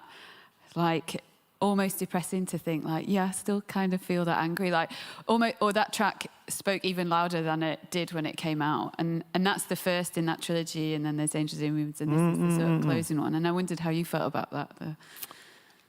I think it's tragic that life continues in these cycles where a very small amount of people rule a very large amount of people through deceit, greed, etc., you know. I just felt that I had to make a record that I'd had brewing inside me psychologically as a need to let off steam. You know, and that doesn't have to be depressing or anger as a cartoon thing, because I don't find the album is either of those things. I just think it just means I was trying to make something that was intensely explosive and just, you know. Sounded great. Yeah. So, what time are we on? I think we've got about 10 minutes for questions, and I know there will be some. So I think there's a microphone, or shout out and I'll repeat it so that people tuning in online can, there is a microphone here, yeah. So does anyone have any questions about anything? Yes.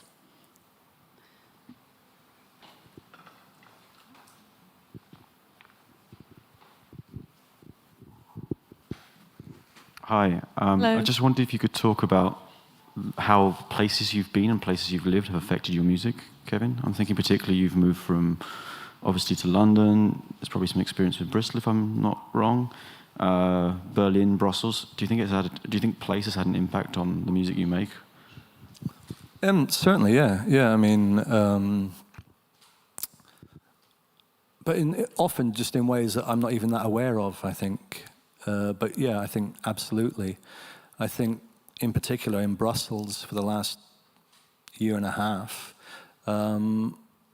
the studio has been a way of just trying to keep sane when the whole world just seems so mad, you know, and just when you see your livelihood disappearing, and just using the studio as an escape mechanism and just a way of trying to create money or any response.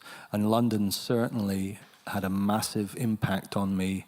And London Zoo, really, I wanted it to be a reflection of hustling, hassling, struggling, surviving in a city like that.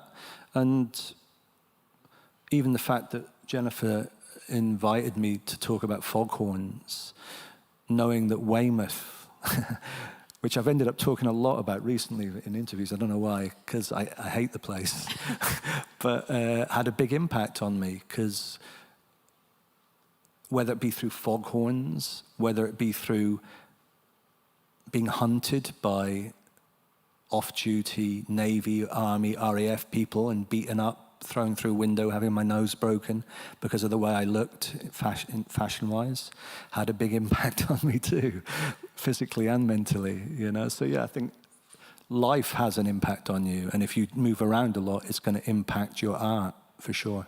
And places, I suppose that what you're talking about there makes me think about the way, and something that I got really interested in research is that place is not just a geographical location that impacts on you through its kind of shape or forms. It's a community of people, or a lot of overlapping communities as well, like, and the way that, and they're somewhat acoustic or they're musical, but they're also those social hierarchies as well. And all of those complex things feed into our like sonic biographies or something. True. Do you have any more questions? Yes. Over the other side.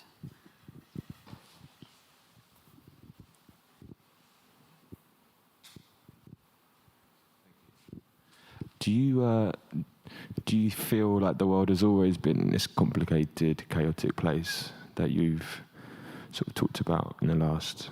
Can you say that? Sorry, can you say that again? Do you feel like the world has always been this sort of chaotic, crazy place that you've sort of described in your talk, or is it something that you've only really sort of been? Oh yeah, you can say this one. Has the world always been chaotic? For you, because I'm living back home at the moment in Kent from London and stuff like this, and you know, there's people in my life, like family, older family members, who say things like, "The world was such a simple place once upon a time, and now it's this complicated sort of." I find human beings to be complicated and chaotic. You know, I know that I'm a mess of contradiction and massive contradiction, and I just think that I think I'm not religious, but I seem to remember there's a Buddhist philosophy about the world is chaos, and all you can do is try and find a path through the chaos. And I remember when I heard that, I don't know, maybe I've just totally made that up, but somehow when I heard that, it made a lot of sense to me and it resonated with me, because that's how I found it. Maybe I'm just, you know, maybe I just had a particularly haphazard upbringing, and it's obviously down to individual cases. Maybe other people are just more chill, come from sweeter backgrounds, and stability that I never did. But when I say the world's chaos, I don't necessarily see that as a negative thing either. You know, I like chaos. I like cities. When I moved to London from Weymouth, I wanted chaos. I wanted concrete. I wanted noise. Because for me, there was a side of middle England, or in my case, southern England, that was just death. It was just lifelessness, and it just seemed tedious and boring. And I like instability in many ways, but like everyone, that can be tiresome too. So there's no absolute answer, really, I'm afraid. I feel like deeply suspicious of anyone who makes blanket statements like that, because it doesn't, of course it's true for the person saying it, like things used to be simpler, but what there's missing on the end of that sentence is things used to be simpler for me. Like there's no like objective state of the world where things were simpler. It just depends who you were and where you were. And I think, yeah, I just don't think there's any answers to that at all. And it's all about your subjective experience of the world. Like you might experience it chaotic, and it's cool if you experience the world as a really like simple, easy place. But that is not an objective truth about the world that exists in any form. Thank you. I think we've got time for maybe one more. If anyone's got one. Oh, we've got two more. Let's see how long. We might be able to fit two. I don't see why not. I'm not actually sure what time I'm supposed to finish, so. This might be quick, and sorry if it's a silly question, but I'm just curious, with foghorns, do you know why they were designed to have that particular sound in the first place? Like, was that sound developed so it could travel the furthest, or was it developed because it needs to be a recognizable sound? Or I'm just curious about that.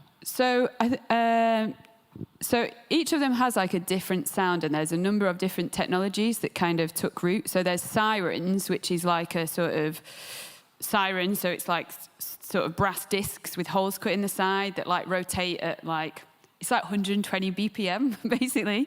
Like the allusions to kind of musical instruments or technologies are like very close. And then there's a diaphone, which is kind of this piston mechanism so that's the one that has the grunt at the end. So it has this kind of cough where the last of the air is forced out of this kind of piston mechanism. So those were the two ones that were sort of rolled out and used, and every site was different. So they did do a lot of experimentation around each site, because there's massive access issues when you put stuff on tiny islands and cliff faces and stuff like that.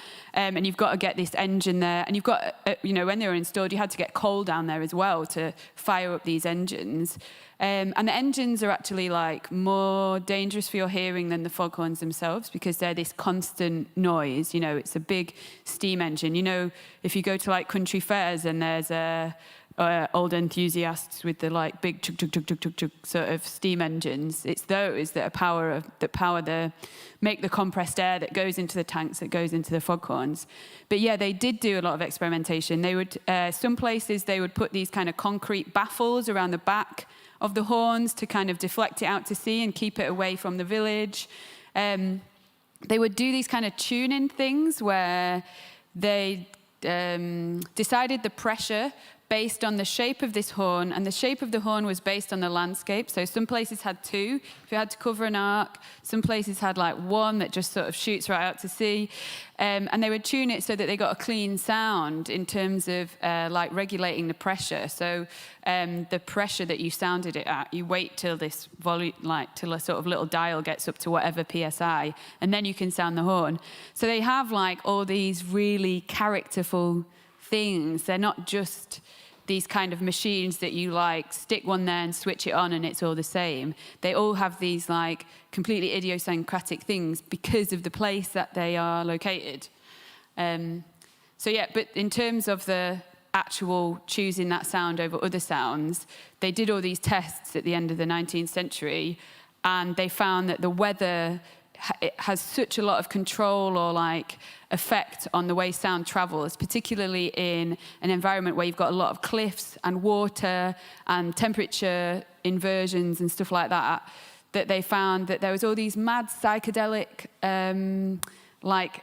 sort of experiences that they had. And there's this amazing, it's really boring scientific report, but there's these moments in it that are incredible. So the guy John Tyndall in that little talk, when he did those things, he would like sail out in this boat and he would be able to hear this horn like loud and clear for about a mile. And then for 2 miles, it'd completely disappear on a completely clear day. And then he gets 6 miles out and he can hear it again.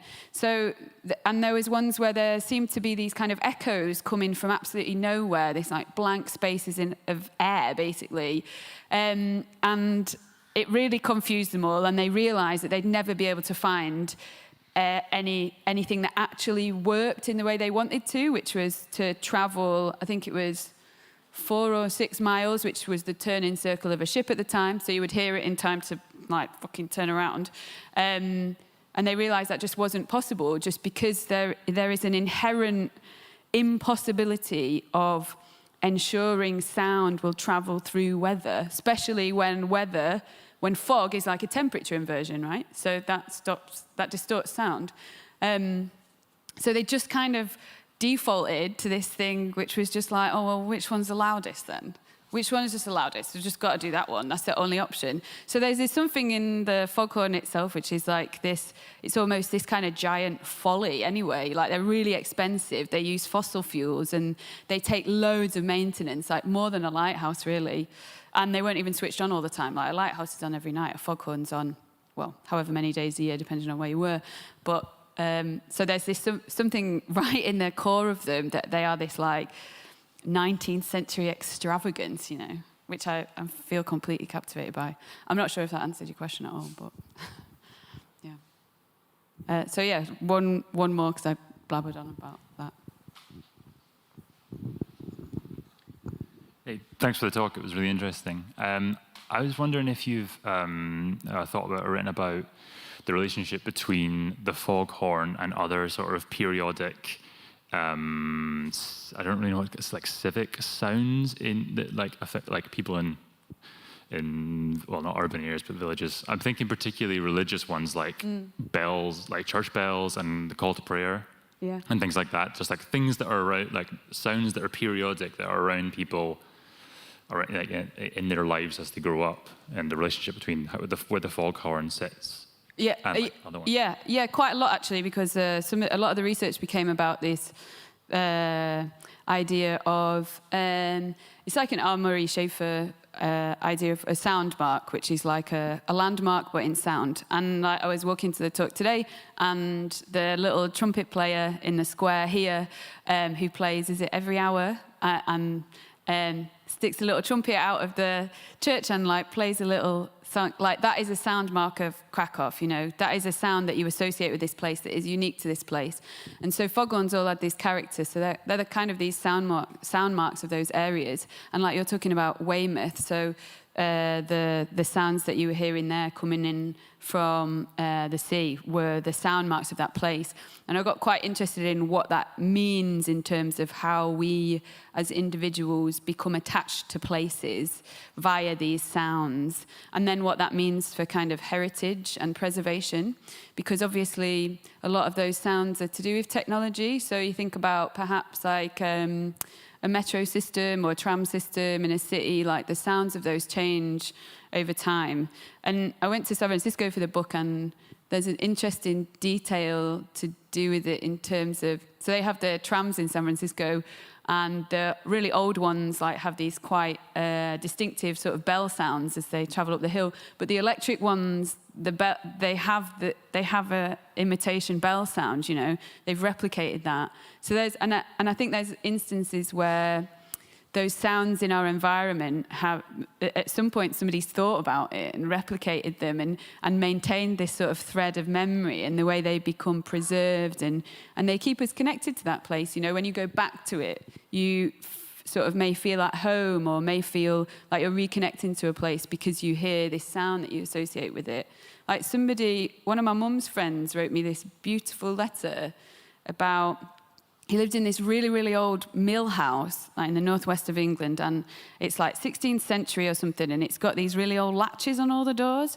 And he said there was this east wind that blew through the house only when autumn arrived until sort of spring broke the next year.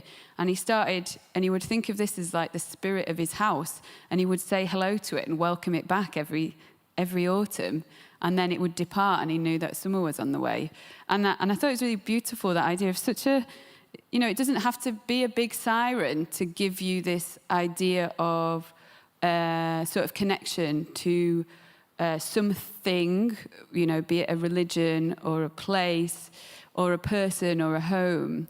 And I think we underappreciate sometimes how much tiny little details, like the rattling of a specific latch, we our brains, without us realizing, like latch onto those sounds and develop associations with them really deeply. It was quite interesting when I released Sirens.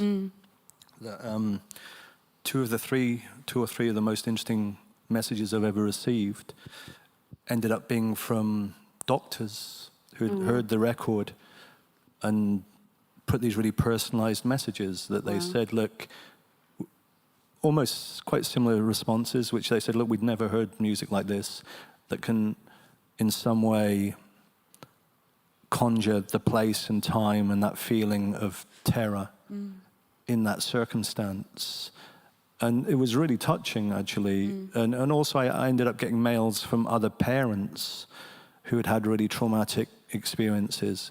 And I hadn't expected any of that. Yeah. But in terms of how sound can bring back a time and place when you hear it is really intriguing to me, you know. As well as the obvious, which is if you're passionate about music, there's certain key moments in your life that you associate with music. But in terms of a depth and resonance of what sound can mean for your psyche, it was really intriguing to get those responses, you know. And sort of must be really, there's something incredibly beautiful and moving and sort of must feel really like you did something right about people feeling like they can, like that the album was like an opening to get in contact and like tell you about that, like people sharing their feelings and memories and creating a space for that, I think is like hugely valuable.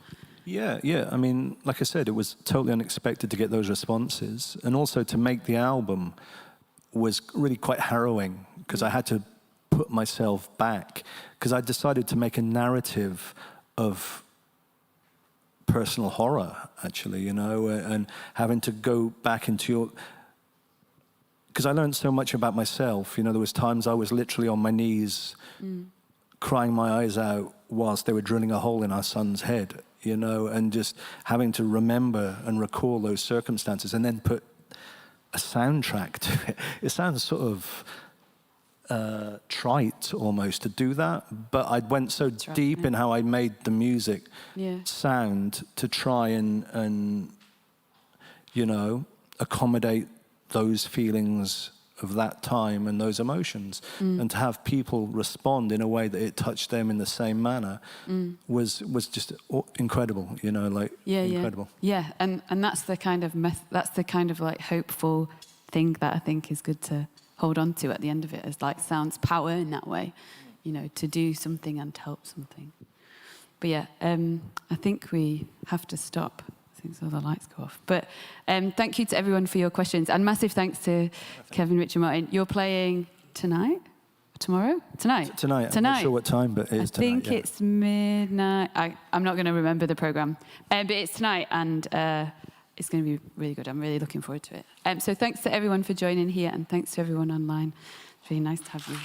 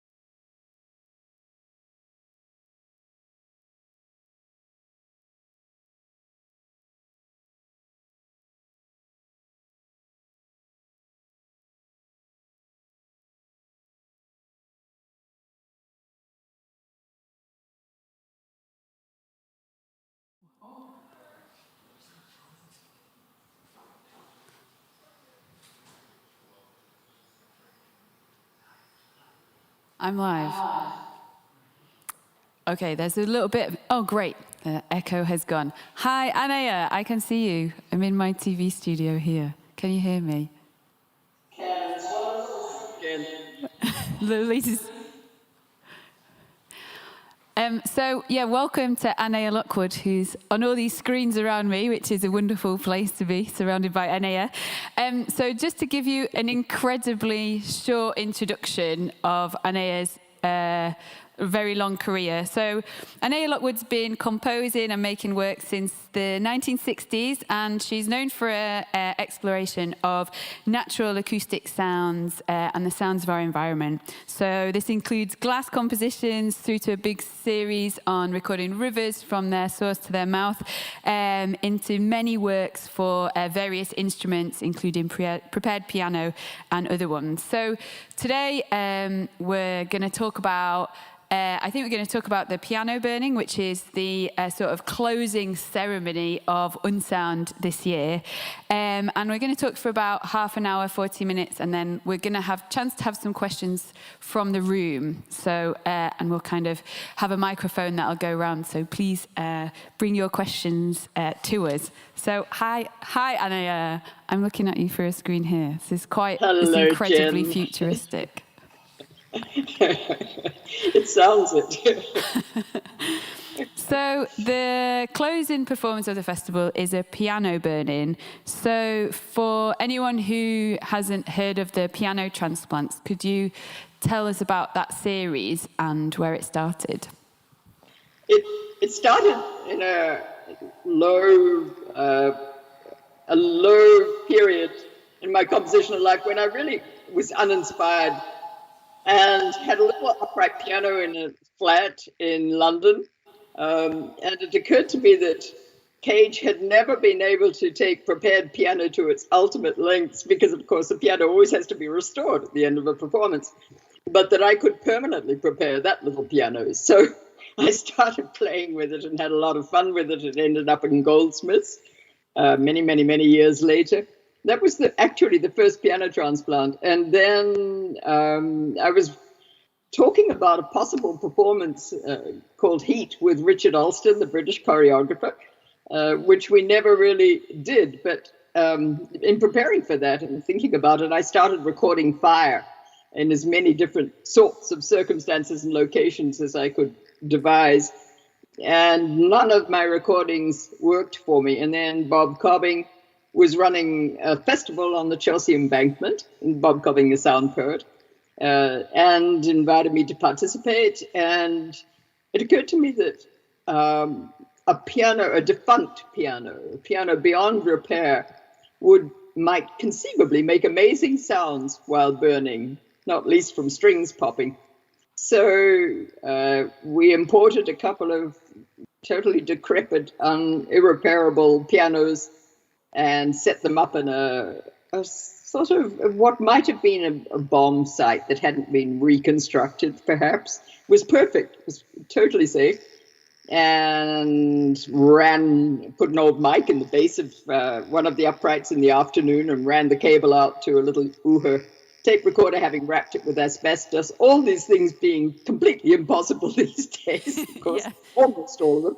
And started recording, and the recording was completely useless because, of course, what I should have foreseen but hadn't was that a lot of people gathered around and talked their heads off for at least the first 20 minutes or half an hour, the length of a small reel of tape. But it was visually and sonically gorgeous. So we burned another one at night, which was even more beautiful. And then it became a thing in itself, a piece in itself, and people could project all sorts of interpretations onto it, a bit like a Rorschach test. And then I did several other transplants, which have lately been resuscitated. Yeah, I love the idea of you talking about it like a Rorschach test, because I was watching, there's been another recent one, which I think we should talk about, the piano transplants that have just happened as part of the Issue Project Room series. But I was watching this one online, actually just yesterday. So there's just been a series of Anea's work presented for Issue Project Room in New York, and for this there was a series of the piano transplants, and there was a piano burning in Australia, was that right, in Brisbane? In Brisbane, And I yes. found myself watching it and doing exactly what you just described, like thinking, wow, this is such a sort of beautiful, like symbolic burning of the Western canon. And that was like my reading of it. But then realizing, there's a million readings of this. But do you have a reading of it? I think I know what your answer to this is going to be, but what do you see personally in a piano burning? I still love to experience. I love to experience it on several levels, but predominantly still the absolutely unpredictable visual beauty of the way the flames move through the piano.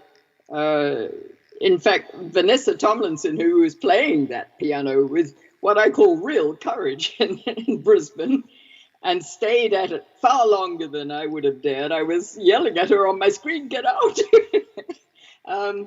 Vanessa played a most wonderful cascade of notes just before flames licked through under the keyboard from the back of the piano where the fire had started. Nerve-wracking. But I love to hear the sounds, which are stunning. And sometimes the strings pop and sometimes they don't, no matter how much you tighten them. I like that unpredictability. And then it's always fascinating to me to see how the framework will eventually fall, the harp, the metal, very powerful and beautifully constructed metal framework. And I love to see how the outer layers of the instrument burn away and slowly reveal this harp, which is something that most people never get to see and is often quite ornate, beautifully decorated, and just lovely. So those are the things that fascinate me still. And my construction of it is not different. I needed to record fire. It's a very good fire. Yeah, and it's the piano burnings have had this very long lifespan in terms of it continues to be sort of really fascinating and appealing composition. It is a composition. Like there was a recording of one on that recent album by Clipping, and then there's going to be another one closing the festival. I'm quite interested in this idea of how it continues to be relevant, perhaps because of what you mentioned about the way it is a Rorschach test, and a piano is a deeply sort of symbolic instrument for a lot of people, or it has meaning or memory connected to it, and then fire obviously is fire. But I want to ask you about the other transplants as well, because we've talked about the permanently prepared piano, which has the big beautiful lips on it, and the piano burning, but there's also been a new piano garden and a piano drowning, is that right? Yes, they date back. The piano garden was something I set up in the garden of a place in Ingerstone, Essex, where I was living for 2 or 3 years before I came over to America. A little grand and 2 little uprights embedded in shrubbery in the ground. And piano drowning was set up in a cattle pond on a ranch in Amarillo, Texas in 1972. And slowly it was a very shallow pond, and with a clay base, so the piano was very slowly sinking. And what interested me in those two, and in the piano on the beach, which I've discontinued, but what interested me in all 3 of the other transplants has always been tracing the way what appear to be quite delicate and tender, natural lives, such as plants growing through, working their way through the joints and pulling apart the joints of the pianos in the piano garden gradually over time, and water just dismembering the piano in the ponds in Texas over time, the insuperable strength of those natural forces working on something as strongly constructed as a piano. So the piano garden was set up again wonderfully by Dominic Chanel and Soundlands in Wales, back in, I think, 2013, in a sculpture garden set up in a forest, a woodier forest,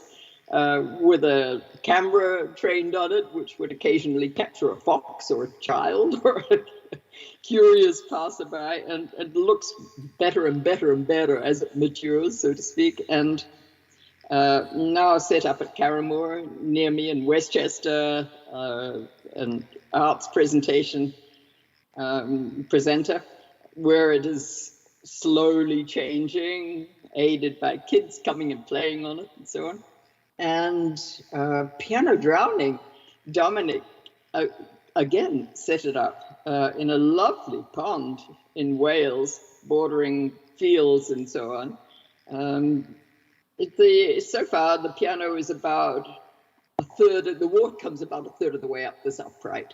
And Ynir Pritchard, a brilliant young Welsh composer, and Xenia Pestova Bennett recently brought it to thunderous life in that pond.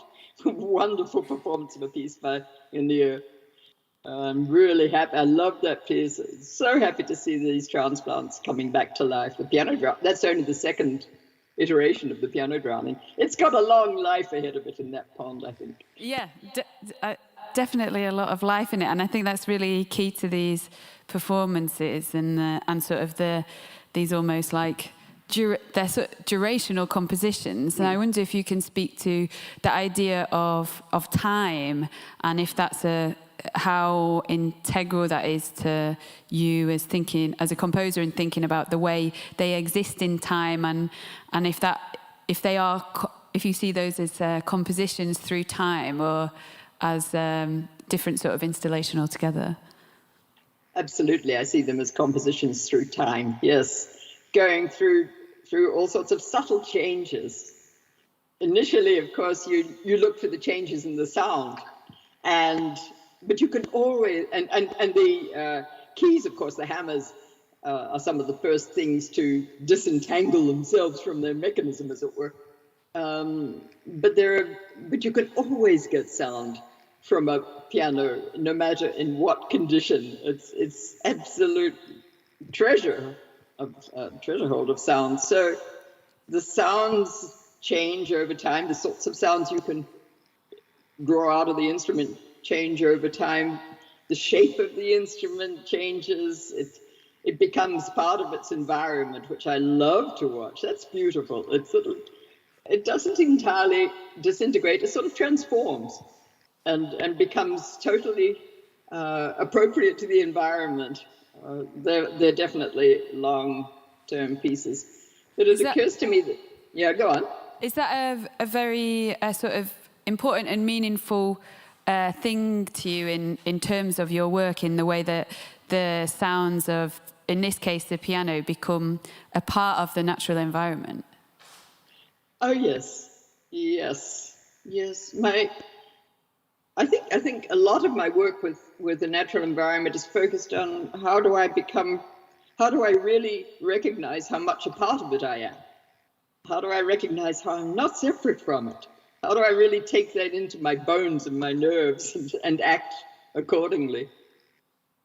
And that has been sort of part of your work even from the very beginning. You know, the piano transplants are quite early works, but I wonder if this might be a good time to bring up the newer work that's just been released on Ornan Bacci's Black Truffle. In particular, I'm thinking about the piece with Jan Wire called Into the Vanishing Point.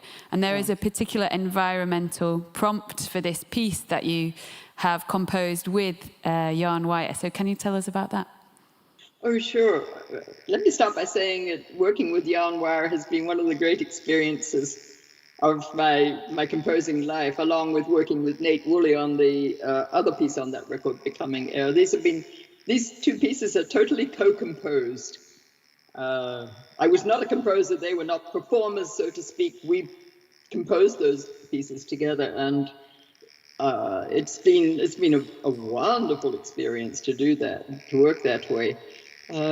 Yarnwire, the piece with Yarnwire started with us all having read an alarming article in the New York Times magazine, Sunday magazine, about the ongoing disappearance of insect populations worldwide, sudden catastrophic failures and of insect populations. And of course, they're not at the base of a huge pyramid, but they're a significant part of a huge pyramid of intertwined, existence and ongoing life, which is going to collapse with them.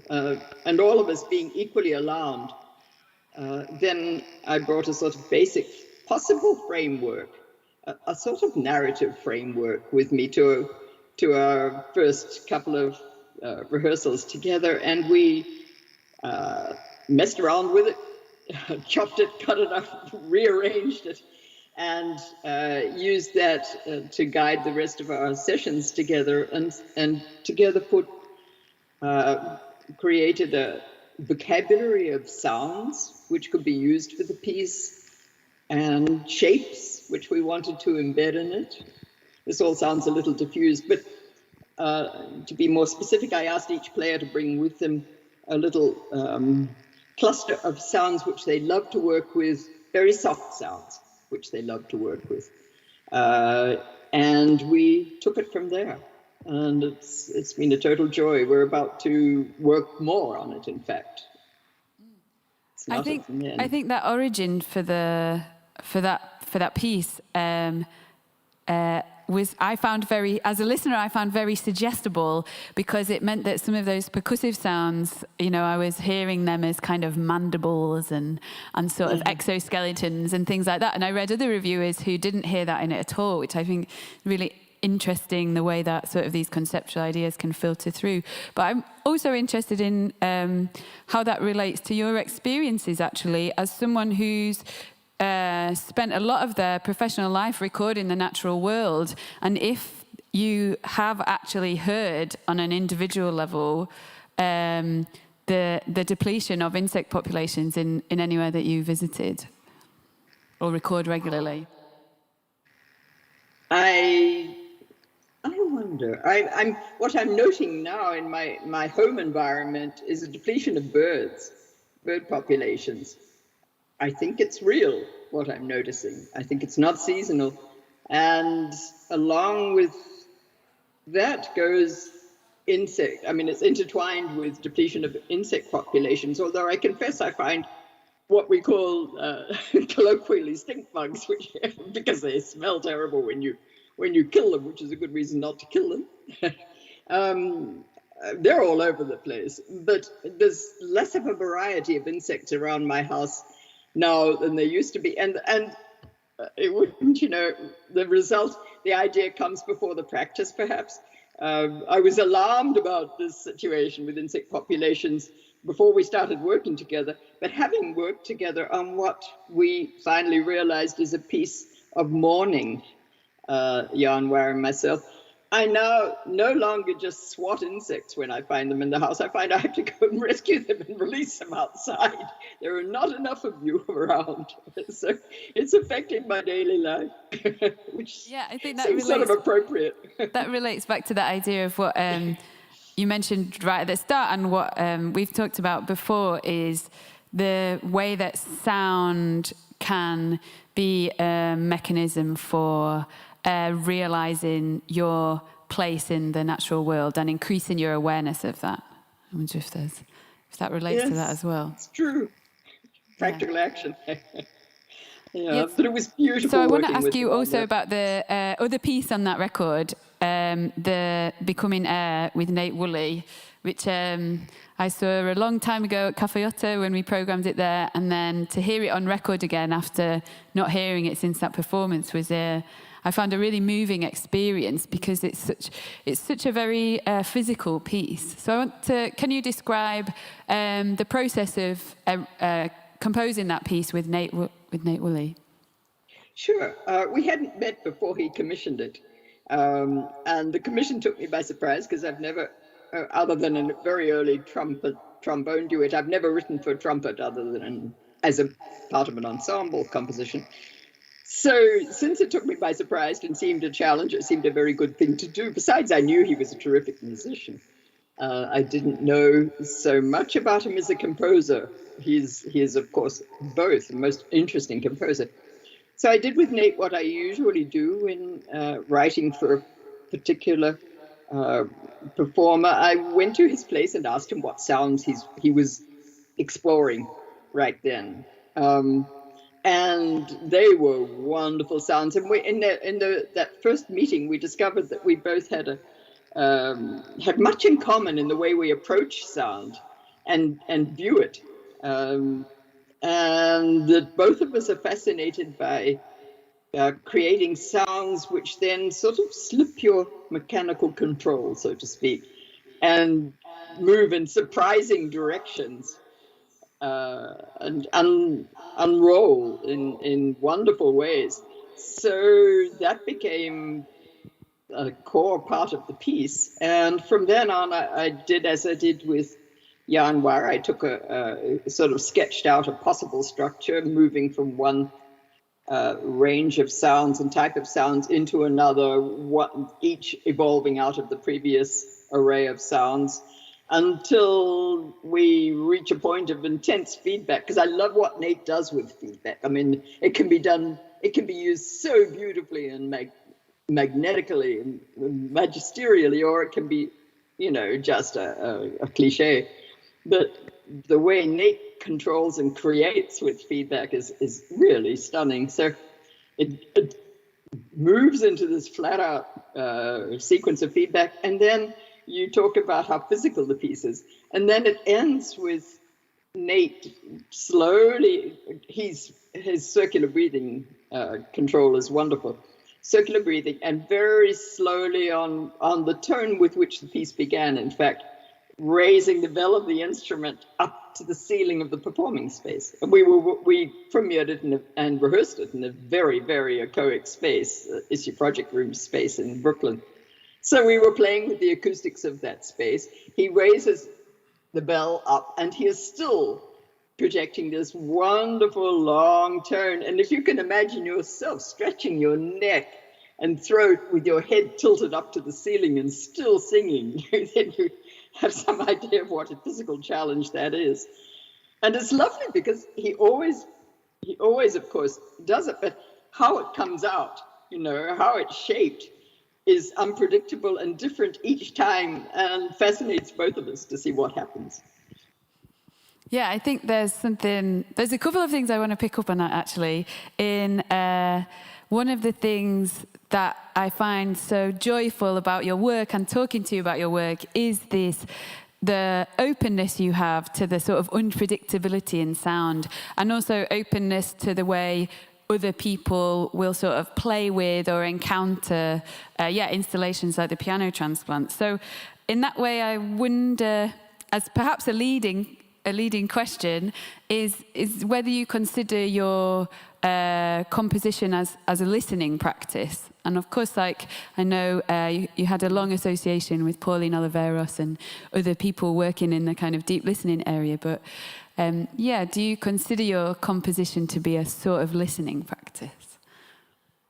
Yes, I think I always have, since I gave up trying to specify to musicians precisely what sound they should make and precisely how they should make it, and discovered, of course, that's an illusion, right? I mean, they have their own ways of making sound, and there are so many variables involved that sort of precision, forget it.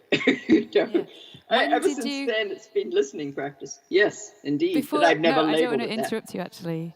I was just going to ask when you gave that up and why. Was there a particular moment?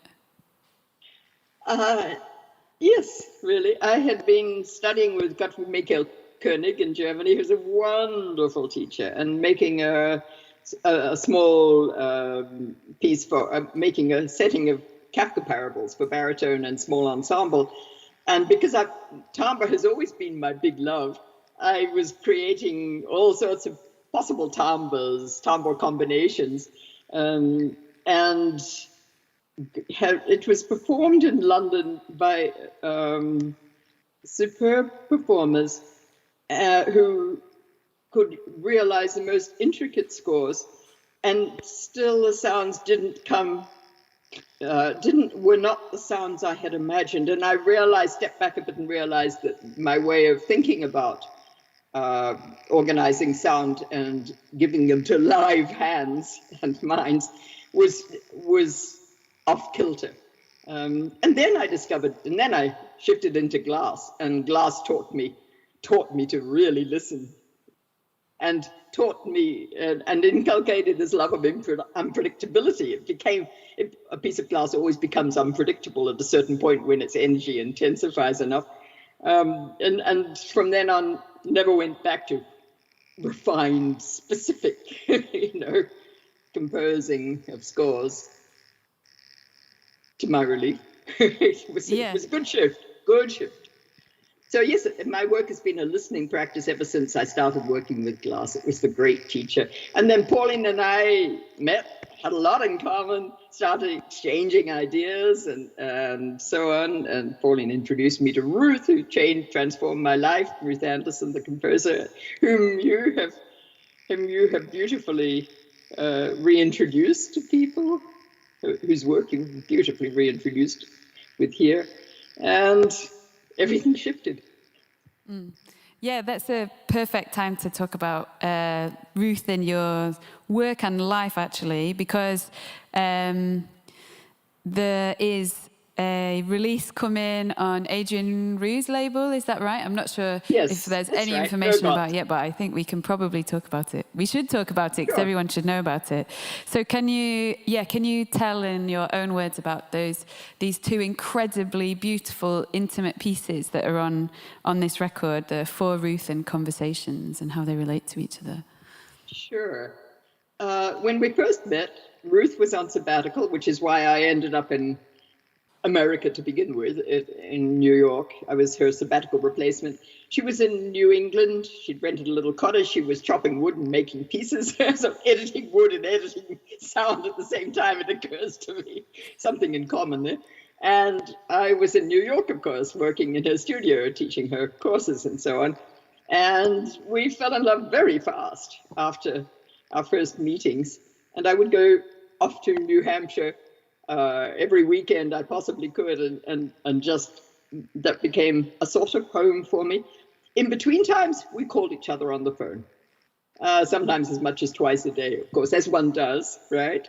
And Ruth started recording our calls, tapping a phone. And then at a certain point, she might have told me right away, but I think perhaps she did a little bit of phone tapping before she told me. So when we started living together, we had this body of exuberant phone calls full of laughter, which she had recorded. And we said to each other, we're going to play these when we get old. We got old and we didn't remember that they existed. We've totally forgotten them.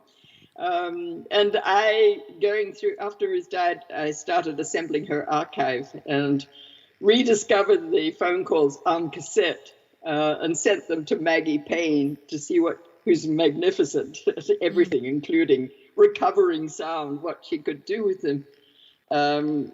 She sent me back, she digitized them for me. She also amazingly digitized Ruth's resolutions, which is also on that record. In any case, so I got those back from Maggie and started listening to them.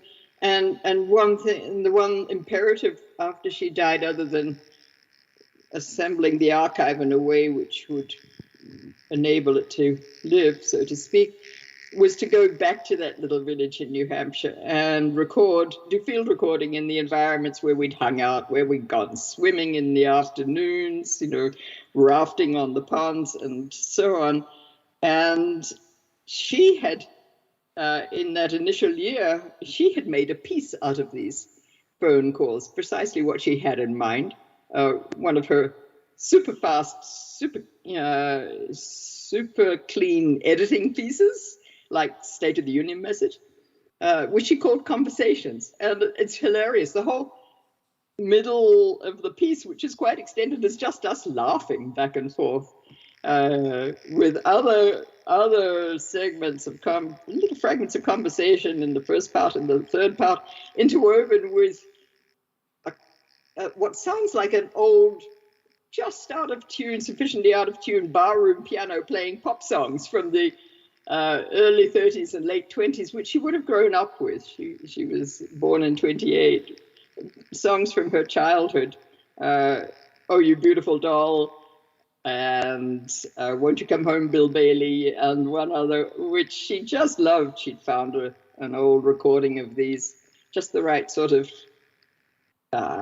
off-kilter performance of them. And from all of this, she assembled Conversations, and she assembled it as a private gift to me.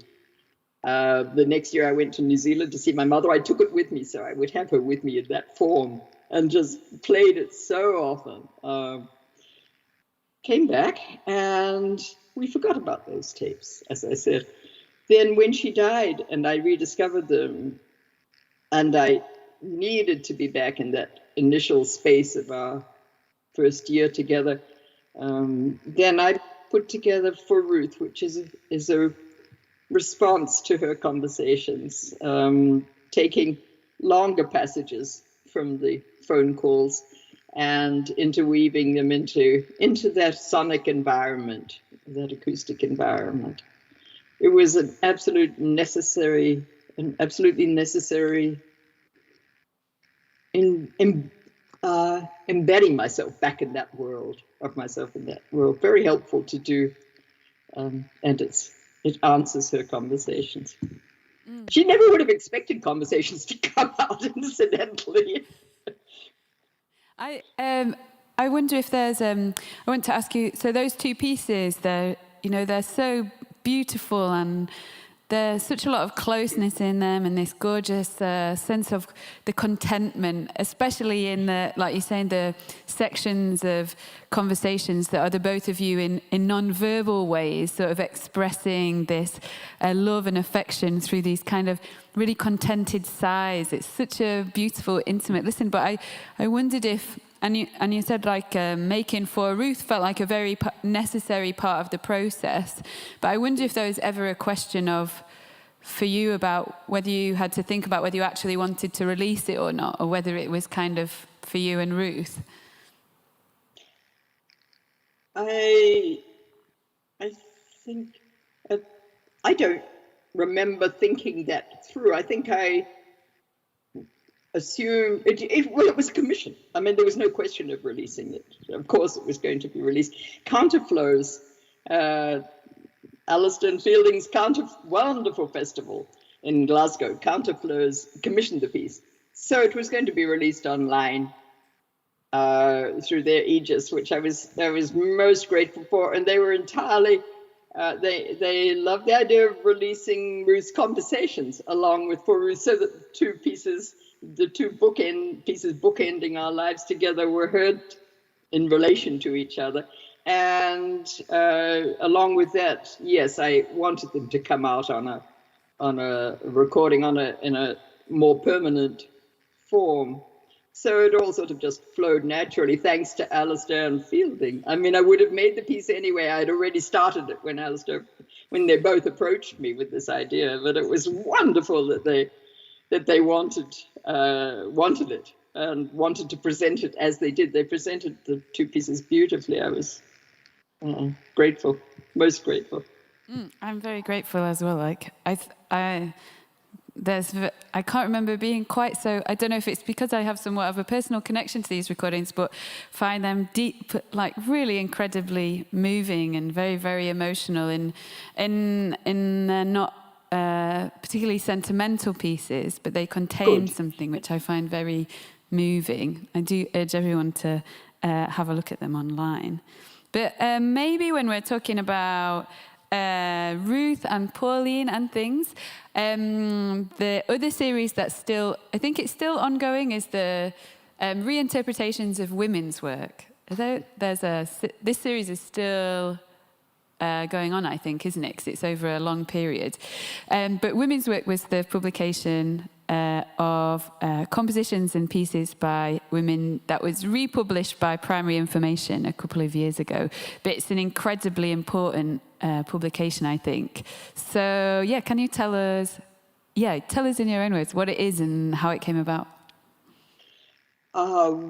Women's Work is something which Alison Knowles, a wonderful artist who many of you would know, and I put together in the mid-70s.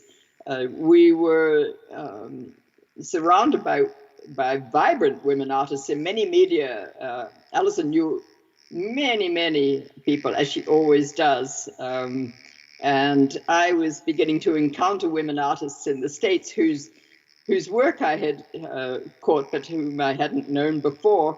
And it was exciting, and it was a time of high female energy and feminist energy. And we thought these works should be out there. The people should be able to do them. We were interested in collecting, in getting the women together, from Yvonne Rainier to Carol Lee, to Carol Weber, rather, excuse me, for example, getting the women together as a sort of collective, and selecting works which anyone could do, and presenting them as scores, as practical things, not art objects, but as practical things, practical experiences that people could do. It went out. We published a certain number, printed a certain number, distributed them to bookstores, friendly bookstores. All the women themselves distributed, did their own sort of ad hoc distribution. And eventually it sort of faded from awareness. It was fantastic when Irene Revel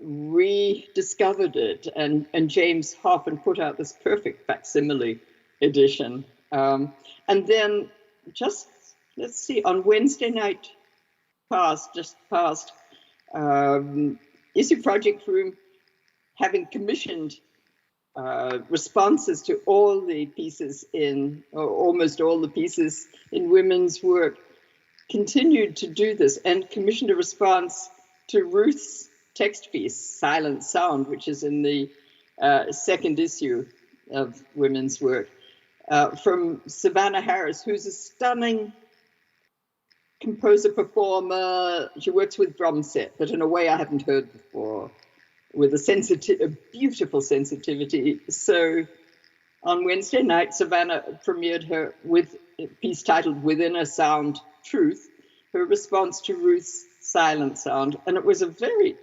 moving experience, the conversation between Savannah and Ruth sort of flowing back and forth. And in itself, it was absolutely mesmerizing. It was beautiful, beautiful performance, beautiful piece. So that was pure joy. And with Women's Work is indeed continuing, which is lovely. What does it mean to you for these pieces to be played again by kind of the next generation of women composers? It seems the natural outcome, but it's also a visionary outcome. Zeb Greenfield has initiated it, and he and his team at Issue Project Room have been carrying it through. I think without Zeb, it would not have happened. And so those pieces have been like seeds, and they're sprouting more pieces from other women all over the world. I mean, many different parts of the world are beginning to become involved with the project. So it's Zeb's vision is a superbly supportive, idea and practice. I think I interviewed you a while ago, and I asked you like the worst question that anyone ever asks any musician, which is tell me what your work's about, in one sentence. But you actually did have this incredibly articulate and beautiful sentence. You said that your work was about the transfer of energy, but thinking about, and I'd thought about this in terms of various pieces of your work, but actually that's true of something like women's work as well. Would you say that still holds throughout everything? Yes, absolutely. Yes. Women's work is a very good example of transfer of energy. So, yeah, so the piano transplants get transferred to Mayan Sadka in Israel, who made a wonderful, beautiful piece of her own, for example, to quote one of many, many examples, but one that came to mind most immediately. Yeah, absolutely. Yeah, and I suppose that perhaps also relates to the record on Black Truffle, because specifically I want to ask you a bit more about the collaborative way of composing and how you kind of came to that and why it's important. So after you sort of stopped asking people for specific sounds in your works, was there sort of a transition into working with people on developing a piece between you and whoever you're working with? Now, let me pause for a moment. After Glass Concert started me on quite a long period of time in which I was working as a composer-performer.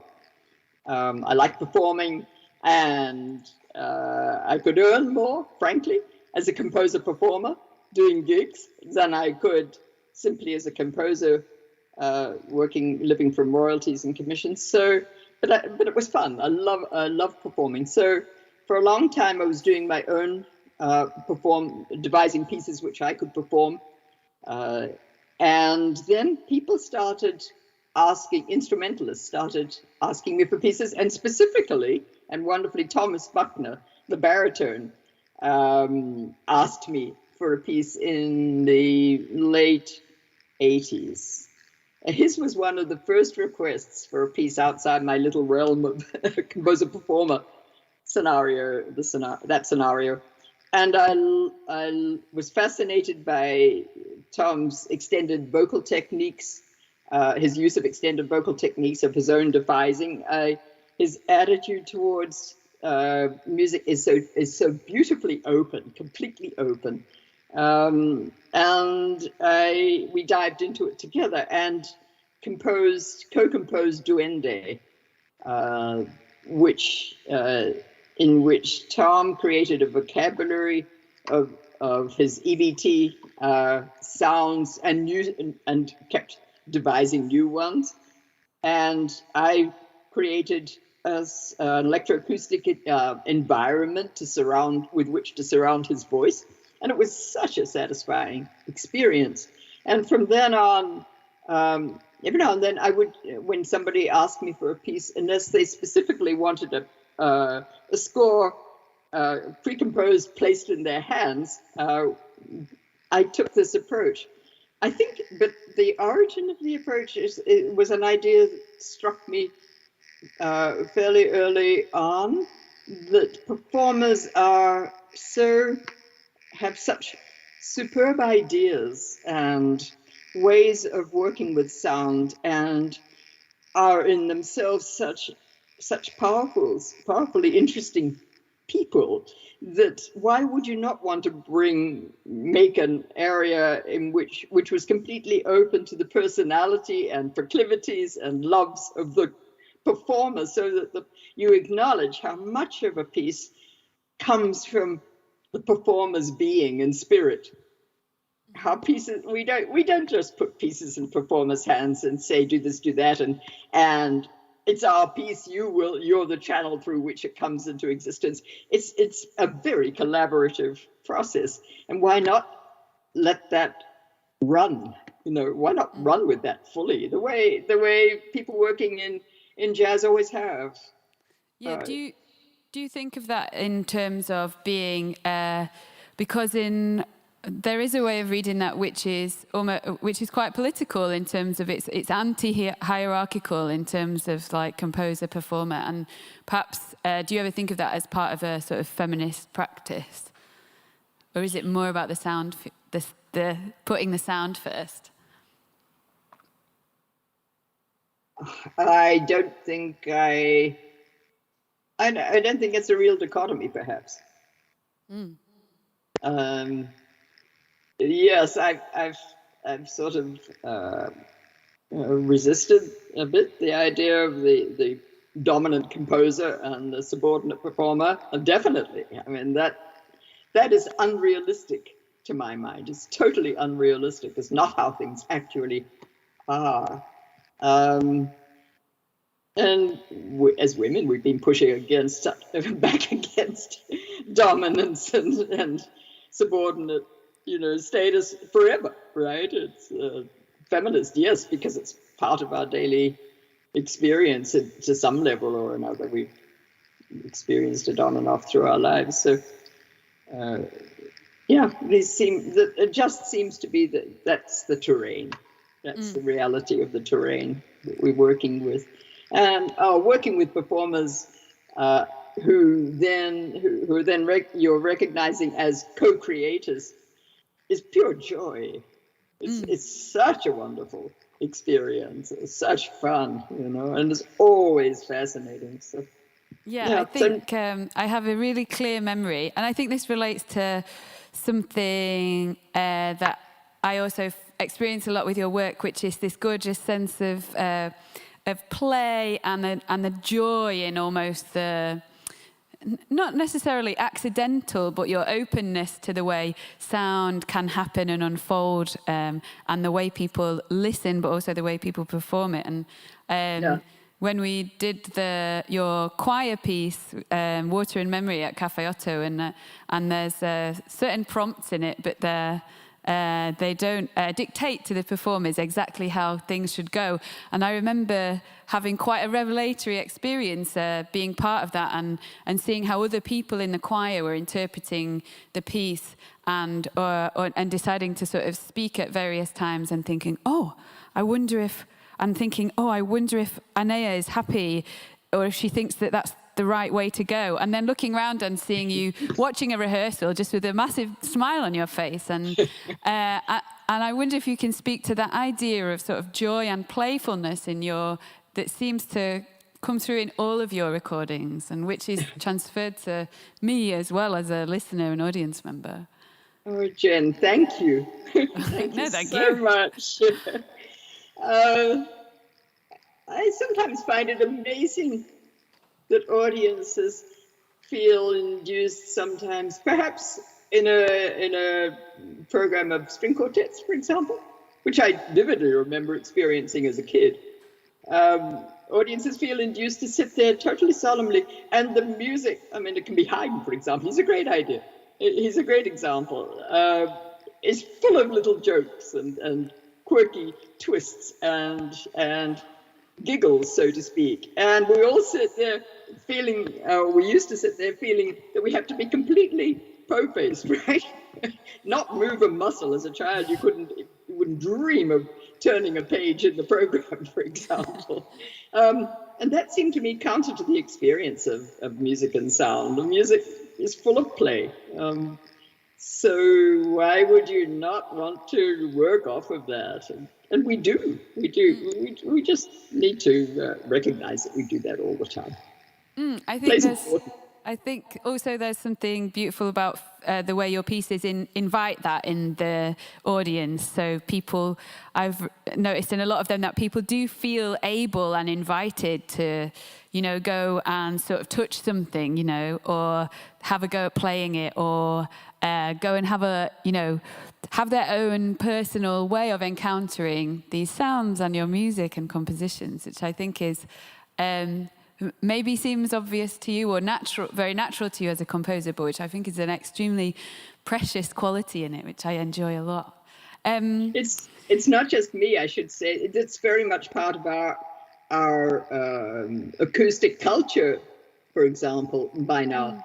So Liz Phillips, with whom I'm working on an installation at the moment, does very subtle, beautiful, interactive work, which invites people to play every time I've experienced it. For example, Trimpin is a great example of play in work. Lots of us, the Fluxus people were expert at it. Succinct play, you might call it. So it's always present. The technique is to make audiences feel relaxed and safe enough to play.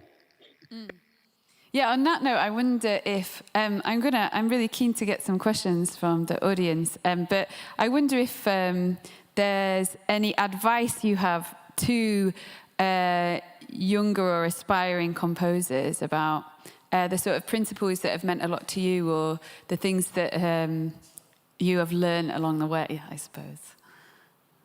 I think for me a big one was learning to trust myself, which I think is really translates as learning to trust my intuition, especially in the very early stages of beginning to create a piece when everything is tentative, and just letting go of any self-critical basis for figuring out what ideas you want to hold on to and what ideas you can let go is crucial in that stage.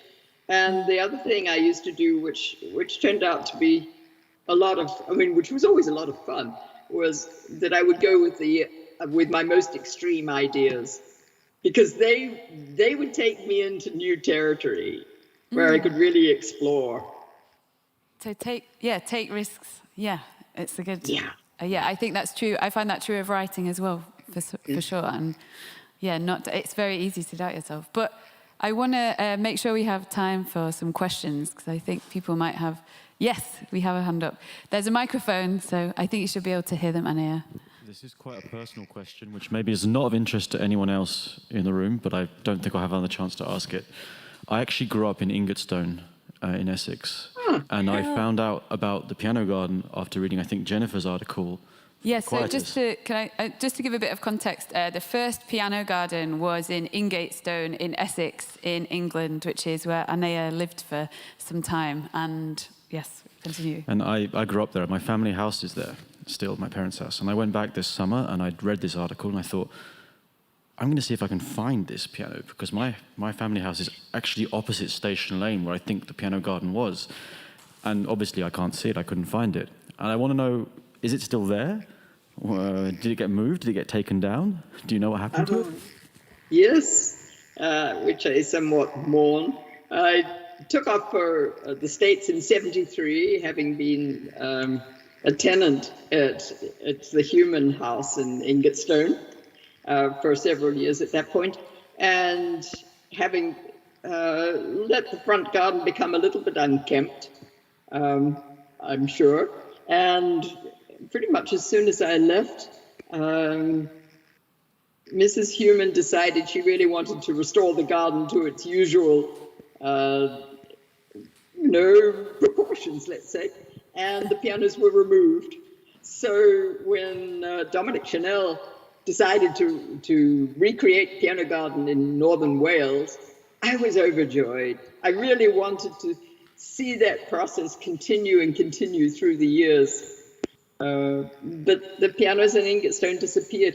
That's, Station Lane, then, obviously.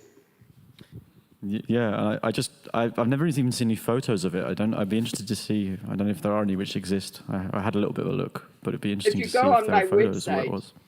Go on my website, anayalockwood.com. There are photographs there. And if you would like to see a little more detail, just contact me through the address on the website, and I'll send you some. I'd be happy to. Thank you. That's really nice.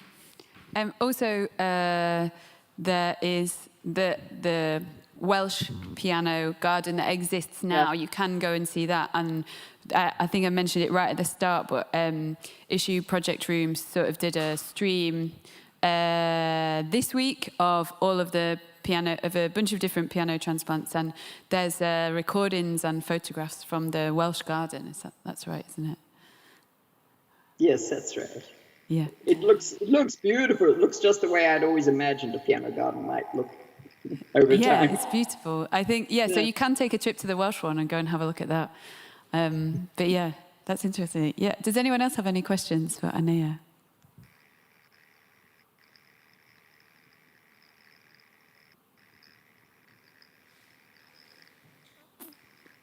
Okay, so yeah, we're about on an hour, so I think it's about time we need to wrap up anyway. But I want to say, actually, just as a final question, actually, there is a note in the program about the piano burning that's going to close the festival, and perhaps people's reading of it, or it being a particularly maybe symbolic or meaningful event at the close for the first festival back after a pandemic. And I wonder if you'd thought about the way that the current situation might impact upon people's experience of it. You're asking me or the producers? Yes, you. Me. Oh, no, because my instinct is not to try to read the piano burning in the context of specific circumstances, but to leave it open so that people can read it however it is meaningful to them, in whatever way it's meaningful to them. And I think I would really like to continue that way, just leaving it totally open. So with the sense that whatever you feel about it, however you interpret it and understand it, is totally valid, is right. There is no wrong, except that I'm not demolishing Western culture. Yeah. That was never my intention, but other than that, there's no wrong way to read it. Yes. I think that's a very generous, there's a lot of generosity in that from you as a composer, which I'm really grateful for, and I find very inspirational and reminds me not to be reductive in my sort of thinking about things and experiences of things, which is a really good thing for all of us, especially. So I want to say a massive, massive thank you to Anea for tuning in remotely to this lovely TV-ish studio here. Thank you to everyone watching online, and thank you for your question about Essex. And Anea, I will speak to you soon. Thank you very much for coming. Oh, thank you, Jen. And one more thing. I would never think of you as being reductive. Look at your work on foghorns. Yeah. That totally disproves any such idea. Yeah. Okay. Thanks very much, Thank Anea. you. Speak to you soon. Thank you so much, Bye. Jen. Wonderful to talk with you. And you too.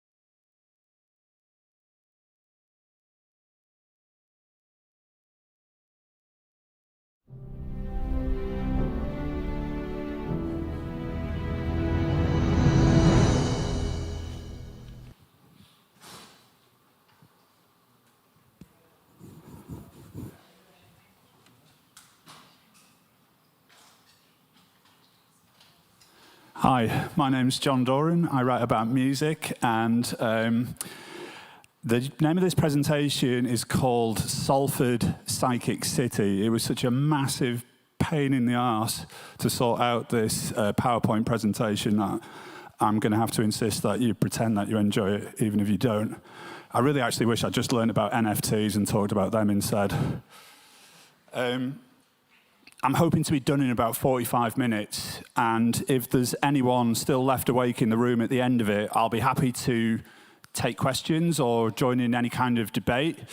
And I just wanted to say quickly, you know, about half a year ago, I started to wonder if things like this were ever going to happen again. I'm really, really happy to be back at Unsound, and I wanted to say thanks to Matt Gosher and the rest of the Unsound team for inviting me back to Krakow. So, what is Salford? Well, Salford is a city within a city. It sits within Greater Manchester.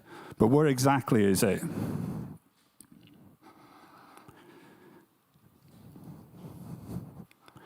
Salford is flanked by Blackwater. It's tucked under a meander on the River Irwell, and it squats above the spider-teeming towpaths of the Manchester Ship Canal.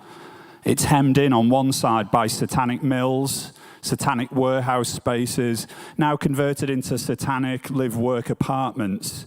And on the other side, it bleeds out into the relatively leafy Bolton and Wigan. Its name was coined in the early Middle Ages, and it was originally Sealford, or the ford by the willows. The willow tree, in Celtic folklore, being the tree of enchantment, and therefore of great symbolic value to the so-called Anglo-Saxon heathens who lived there in this period.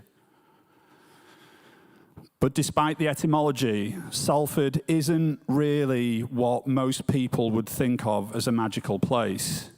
Over the years, Salford, and this is only in the popular imagination, I'm not saying this is the reality of the place, I used to live there myself, but it has represented the high contrasts of the Industrial Revolution in the popular imagination.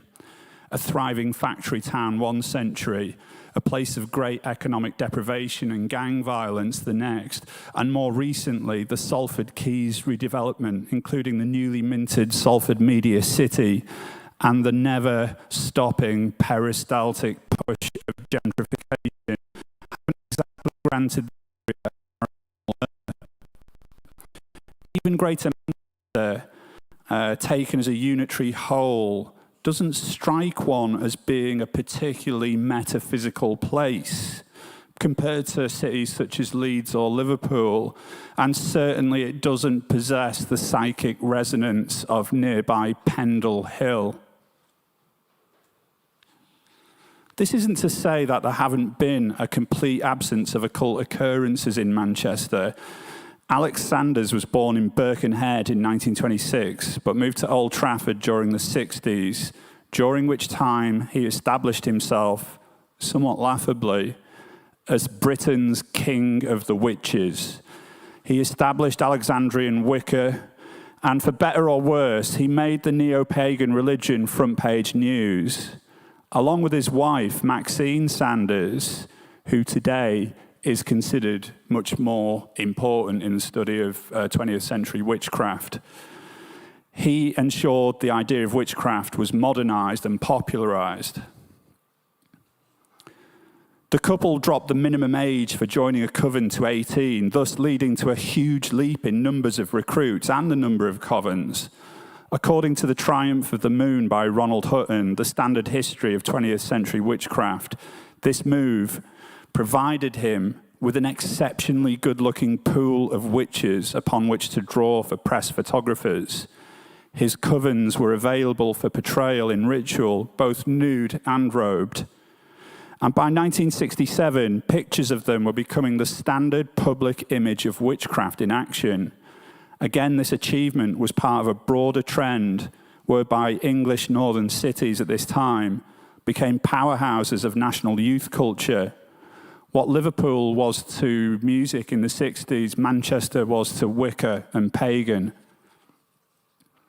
But like the Beatles, the pagans of Prurience, Alex and Maxine, abandoned the North for London as soon as the decade really got swinging, leaving behind a really odd trend for local bohemians to become practicing Wiccans, which carries on to this day. William Roach, who plays Ken Barlow in Coronation Street, a soap opera, is perhaps the biggest celebrity, fully paid up member of the Druid Order.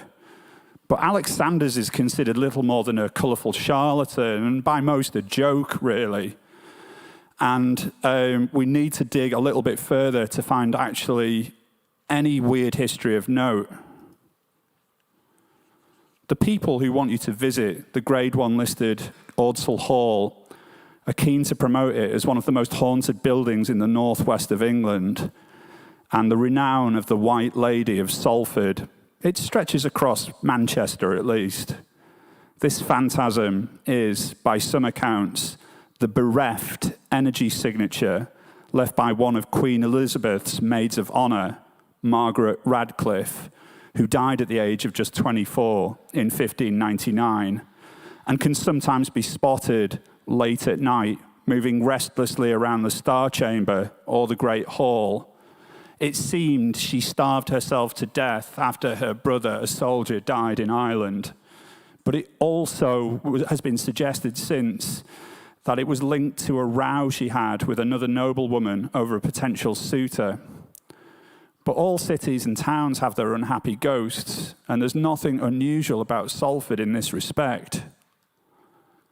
These are apparently photographs of the White Lady. I've been studying them all morning. I can't see a ghost in any of them, but it doesn't stop people coming from all over the world where they claim they see the White Lady in this house. As a brief aside, arguably the most notable visitors to Salford in the entire 19th century actually were very famously interested in a ghost, but it just wasn't of the White Lady variety.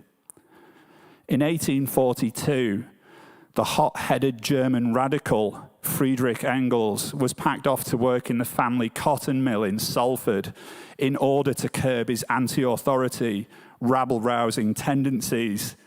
And that worked out well, didn't it? And with inspiration from his partner, the Irish radical Mary Burns, Engels wrote his first important work, Outline of a Critique of Political Economy, which was published by his pal Karl Marx. The conditions of the working class in Salford were at the forefront of the minds of Engels and Marx when in 1848 they wrote, "A spectre is haunting Europe, the spectre of communism." The introduction to the still incredibly vivid Communist Manifesto, or as I like to think of it, "There's a ghost in my workhouse."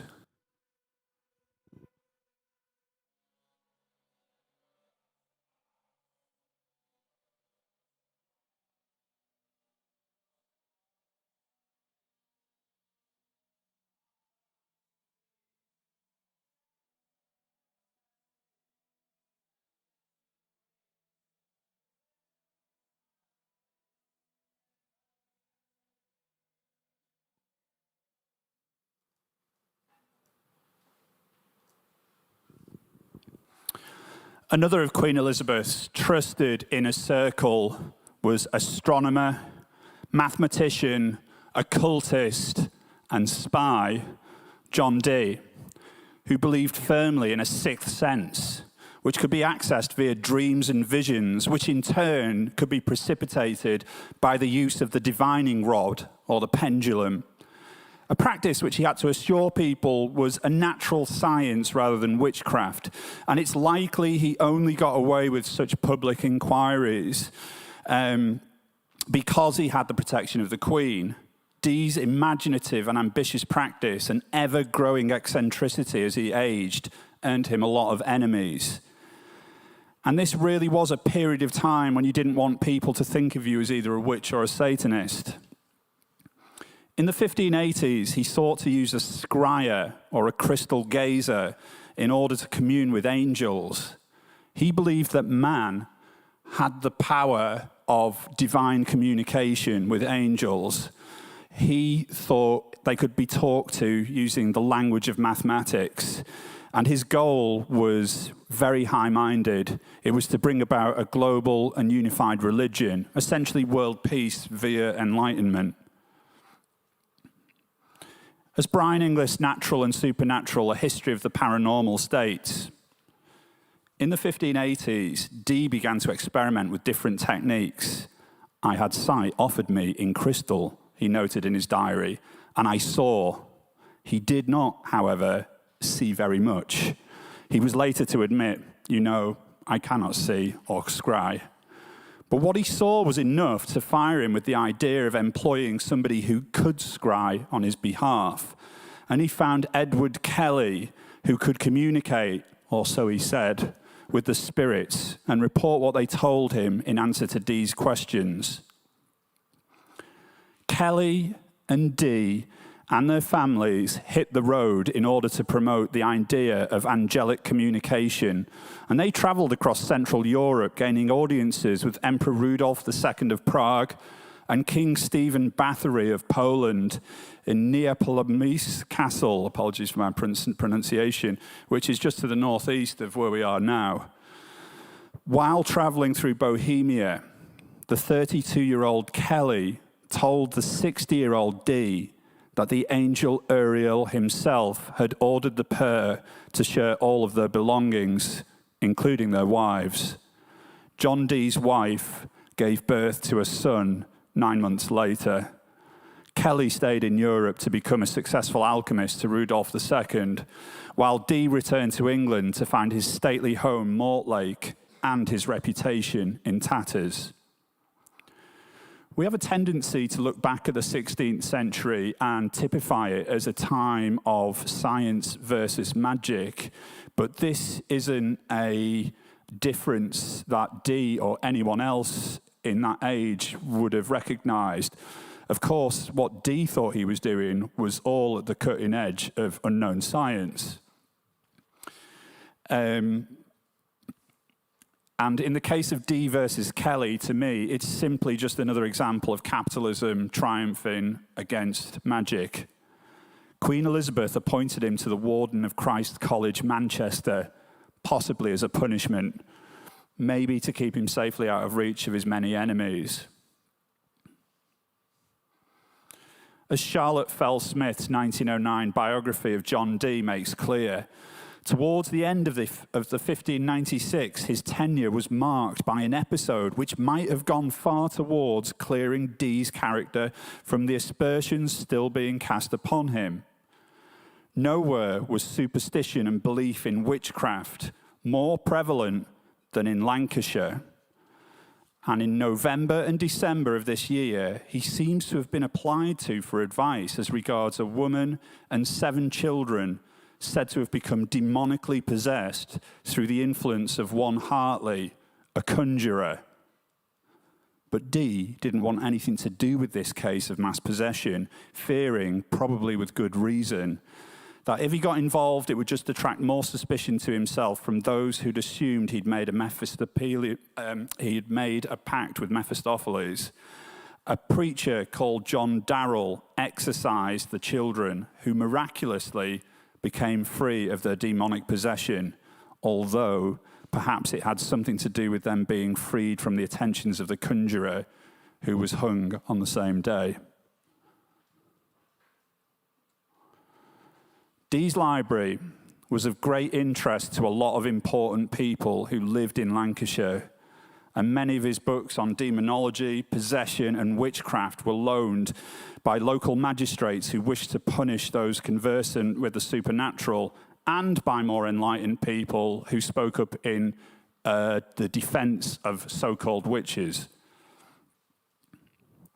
By this stage, Dee must have realized that Kelly was a fraud, but it didn't shake his faith in his higher purpose.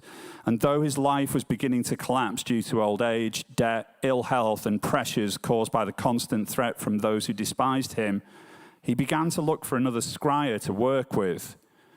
Dee tried out several people who claimed they could see with varying levels of success. But frustratingly, at this point, just 3 years before his death at the age of 81, he stopped keeping his journal. We only know that at the age of 78, what Dee saw in the occult mirror while living in Manchester was evanescent and ethereal, not the direct proof of a heavenly host he so longed to see and hear, just a faint but terrifying static beamed in from the unfathomable depths of the void.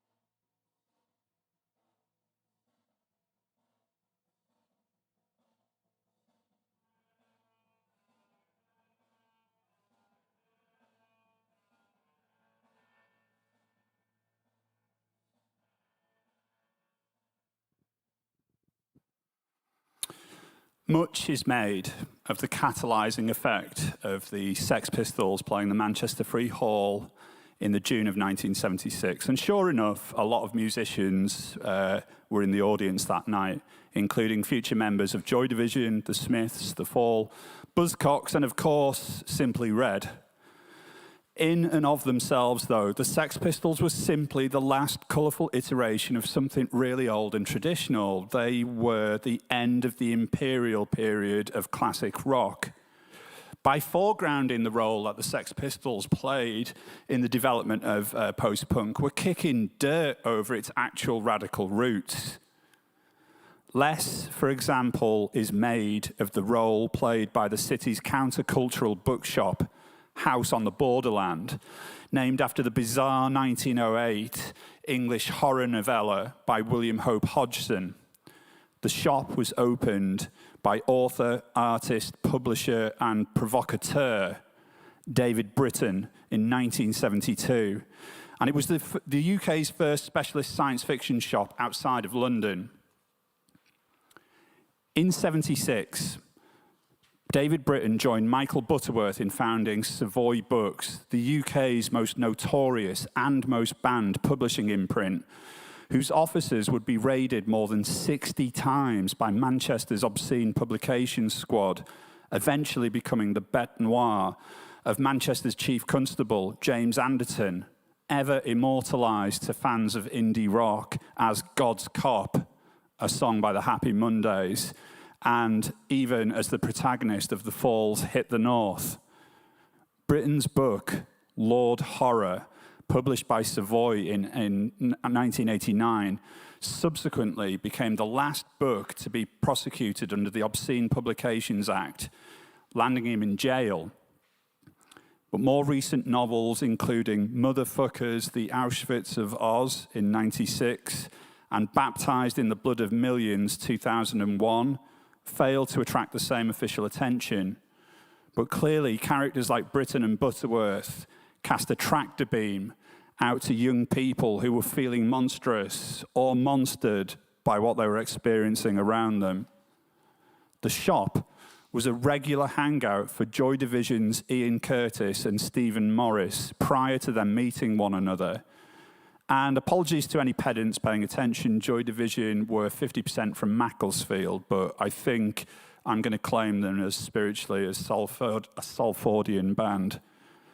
Dave Britton told my website, The Quietist, that Stephen Morris, the drummer in Joy Division, was an art trip and Michael Moorcock fan who had been expelled from school for some charming skullduggery, while the great writer John Savage, writing in GQ, would later report Butterworth as saying the pair were disparate, alienated young men attracted to like-minded souls.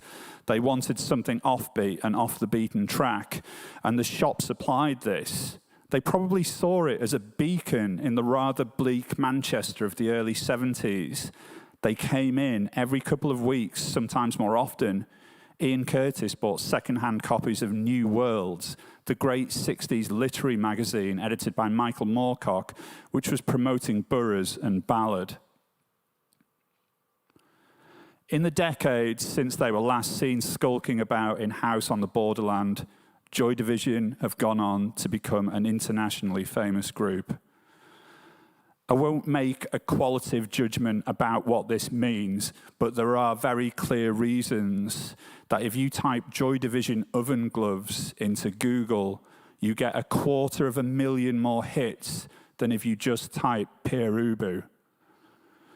Such is the length and ubiquity of the Joy Division revival that they are now magnitudes more famous than they were at the time they came abruptly and tragically to a halt. On the face of it, Joy Division are not the most obvious band to gain from the kind of ubiquitous high regard they are held in now. They only released 2 albums and a handful of singles, which between them include one kind of anthem and maybe 2 other songs that you might occasionally hear on the radio or possibly at a student disco. But 40 years on, they have achieved the kind of permanence that few bands can even pretend to, let alone achieve. To understand why, you have to look at the duality of the cultural impulses brought to bear on the group's aesthetic, an aesthetic partially born in House on the Borderland.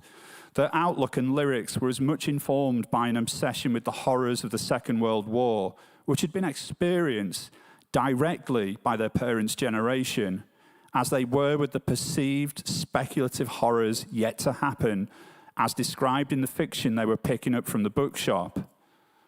But now, as World War II ceases to exist in the memories of anyone alive, the band's stark modernism and brutal futurism have taken aesthetic primacy over ideas of Nazi atrocity.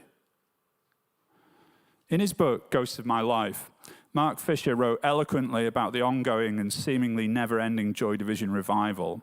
If they matter now more than ever, it's because they capture the depressed spirit of our times.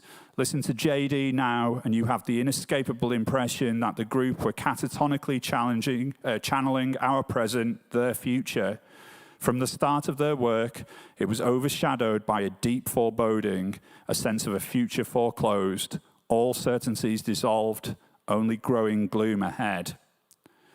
The current Joy Division revival has become a bona fide cultural phenomenon, and only some of this is due to the t-shirt-friendly, copyright-free, mimetic properties of the Unknown Pleasures design.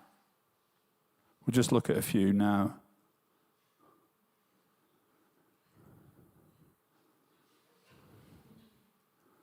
It goes on and on and on, like, you know. That Disney one, like all of these are bootlegs apart from the Disney one, which is made by Disney. The fucking shower of bastards. I could have done an entire lecture on the mimesis of the Unknown Pleasures cover. It's fascinating to me. Like the Unknown T-shirts, the Unknown Pleasures T-shirt, it's like the drum and bass of clothes, if you'll allow me to make a preposterous kind of comparison, with the image of the stacked plot of radio emissions given out by the rotating neutron star CP 1919, which was taken from the Cambridge Encyclopedia of Astronomy in 1977, is essentially the equivalent to the Amen break taken from the Amen Brother by the Winstons. One small image, one small snippet of sound removed violently from its original context, revealing itself to have an infinite number of reconfigurations. Another thing to consider is Joy Division in the context of 2 post-war magical practices, Scenius and DIY.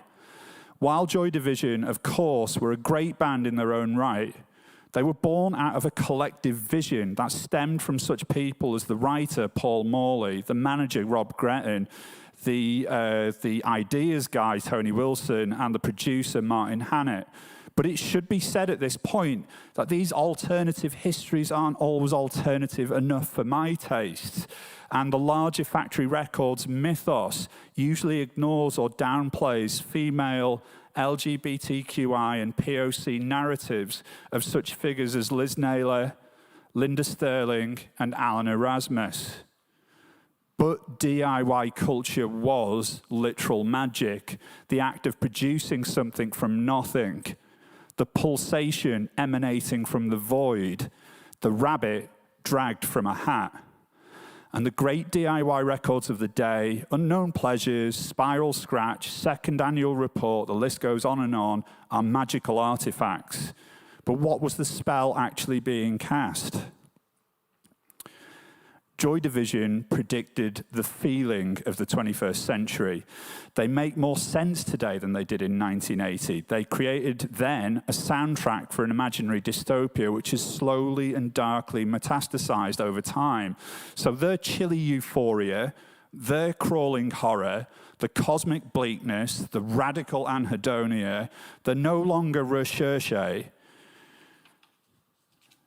Theirs is now the diagnosis of an entire generation. By reading about the future in the grimoires of their time, Joy Division successfully read the room 40 years in advance. And they're as modern as Lil Peep or Post Malone or Burial or anyone else, if not more so. That's The Fall playing on stage where I come from, St. Helens, in 1981. And I didn't go because I was only 9 and I hadn't heard of them yet.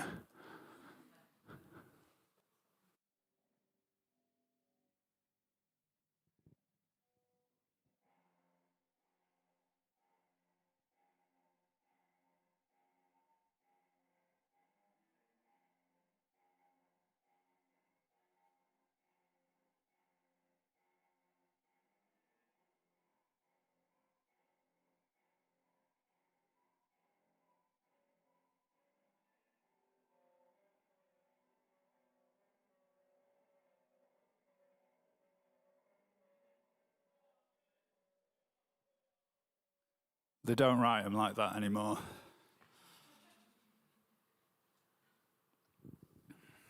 Another regular at House on the Borderland was Salford's finest son, Marquis Smith of The Fall, who visited the shop looking for his fix of occult horror and weird fiction, courtesy of the likes of Arthur Machen, M.R. James, and H.P. Lovecraft.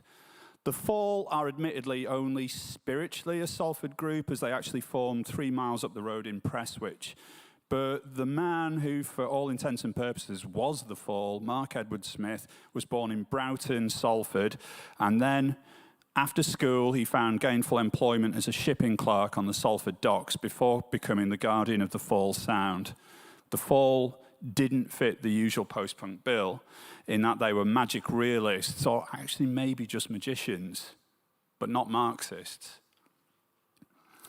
Because everything about The Fall was so bloody cryptic, it was easy enough for people to ignore this aspect of the group if they chose to.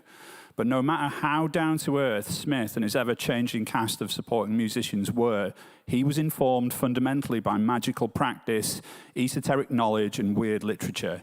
The Fall's work is haunted by hauntings. A Ghost in My House, Spectre versus Rector, A Figure Walks, My New House, Impression of J. Temperance, Jawbone and the Air Rifle. The list really does go on and on and on. The most renowned LP, Hex Induction Hour, is literally a ritual magical spell designed to prevent a run of bad luck. And Marquis Smith felt that he had weird or psychic abilities. I used to be psychic, he was once fond of saying during interviews, but I drank my way out of it. Smith was a fan of H.P. Lovecraft to the extent that one night after The Fall played a gig in Rhode Island, Providence, rather than heading straight for their hotel, the singer drunkenly climbed the railings of a graveyard on a hopeless pitch-black quest to find the writer's grave. H.P. Lovecraft's protagonists nearly always paid a hellish price for their cosmic curiosity, and MES applied lessons learned from Call of Cthulhu, Mountains of Madness, and other works to his own homespun philosophy. There is a price to be paid by those who go against nature.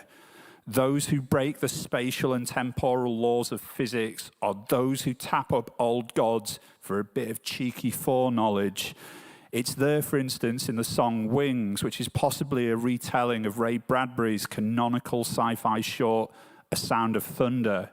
Smith then knew the rules. Perhaps he thought it was better to keep his psychic gift dampened down with a drip feed of cheap Pilsner and whiskey than to allow his mind actual free range. But his weird vision is written across the first half of the band's career at least. Psychic Dancehall provides early clues. This placing of the occult firmly in the quotidian was truthful, so it inoculated the Fall from criticisms of pomposity or pretension.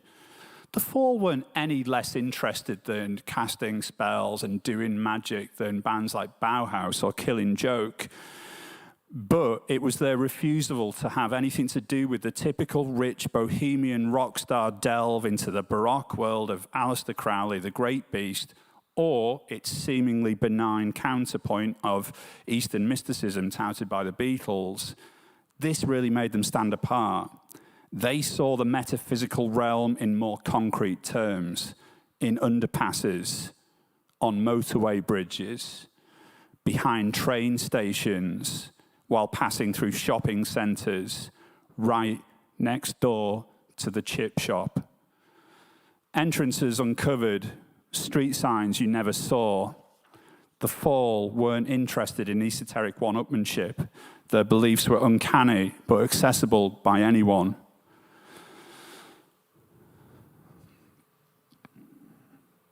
He said in an interview, I think it may have been with The Wire first, or it may have been with the NME, but he said it several times, like whilst he was alive, that he would write a song and it would end up being prophecy.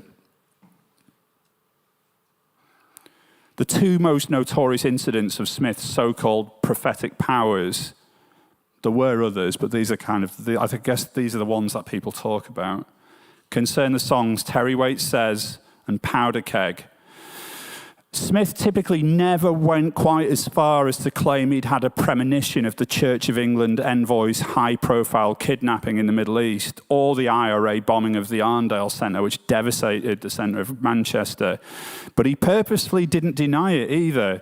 And the songs, which predate both incidents, on the surface at least, seem to speak for themselves. I don't actually think that Marquis Smith was psychic in a literal sense, like the protagonist in Stephen King's Dead Zone or the little kid from Sixth Sense or whatever. And I'm pretty sure he didn't actually see himself like that either. I'd wager that he felt sensitive to his environment to an extraordinary degree. He told me the first time I met him in 2006 that he felt he could tell what journalists were about before they'd even opened their mouths. And he could tell whether they intended to do his group any harm or not. However, during the 1980s, his ability to beglamour the image of his group seemed to have no limits. The Fall could be all things to all people. They were wordy post-punk poets to some, a country and western and krautrock influenced rockabilly band to others. They could be paragons of experimentalism while still just about getting on top of the pops.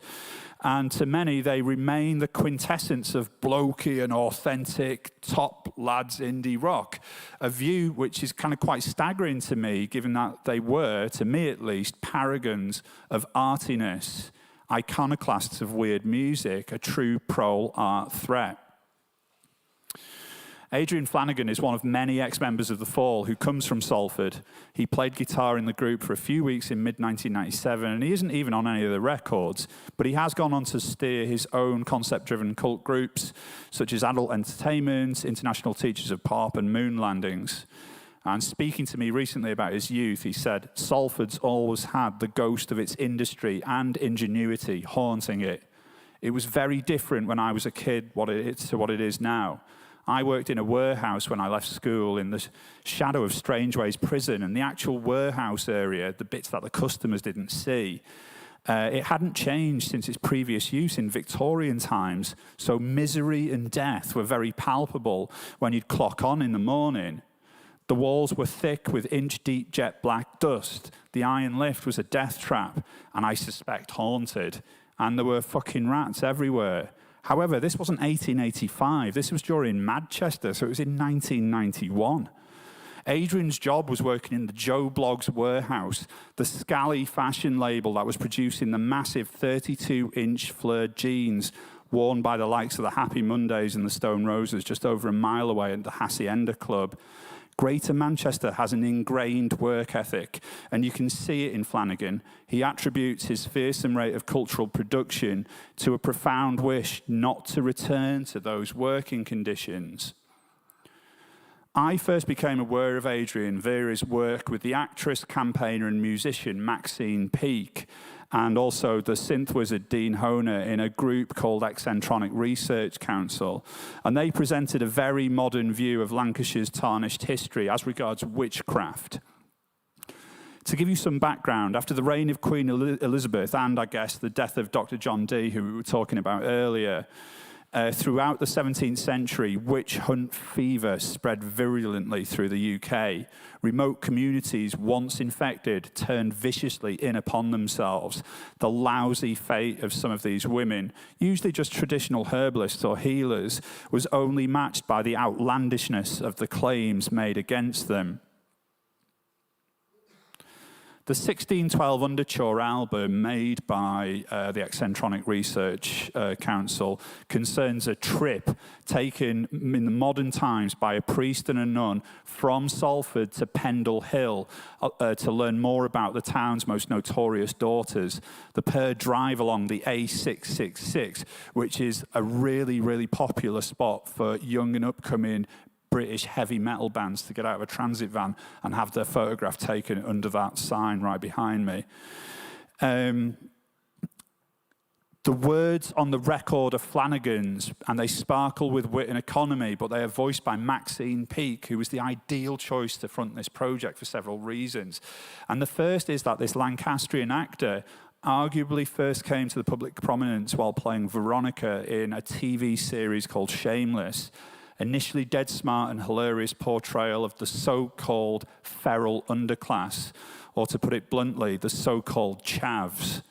This TV series played fast and loose with the prejudice of some of its middle-class, university-educated audience in London, and no doubt in the posher Manchester districts of Deansgate, Didsbury and Chorlton-cum-Hardy as well.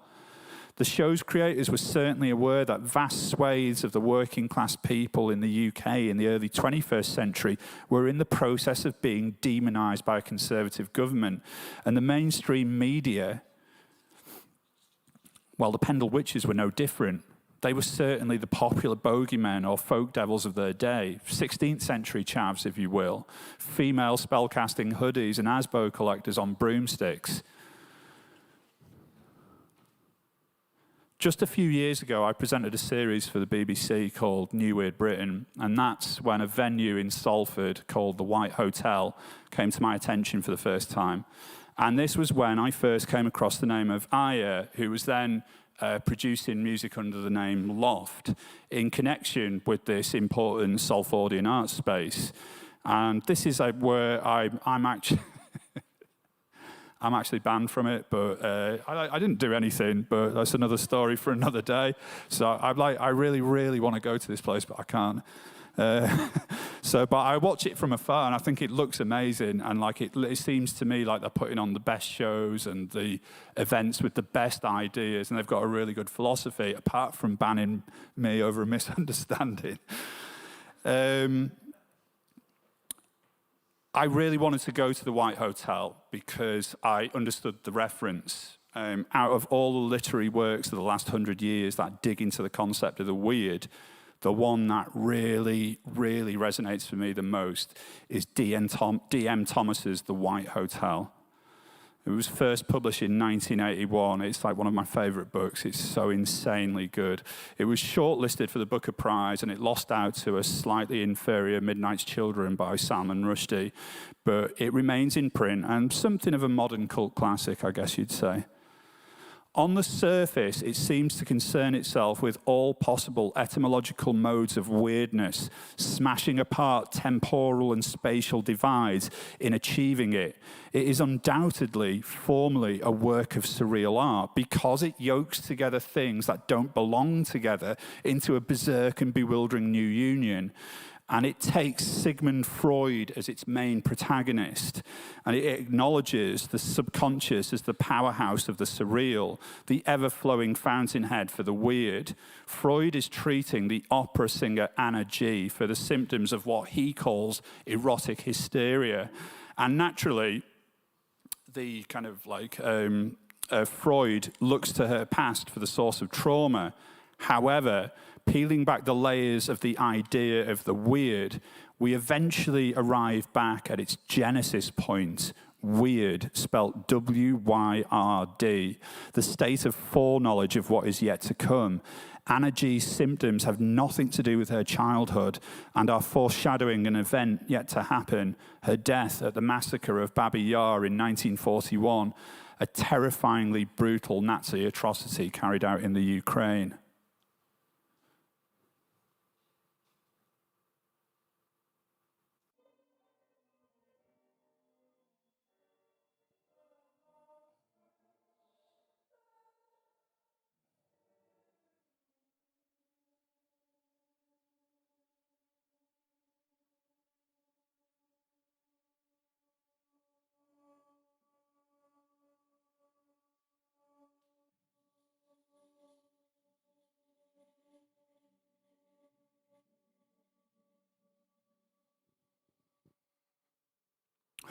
I really wanted to play a song called Backsliding by Aya Sinclair off her fantastic new hyperdub album I'm Whole, as it concerns her recent decision to leave Manchester, something she described on stage at Hotel Forum just on Wednesday night as being one of the most difficult decisions she's had to make.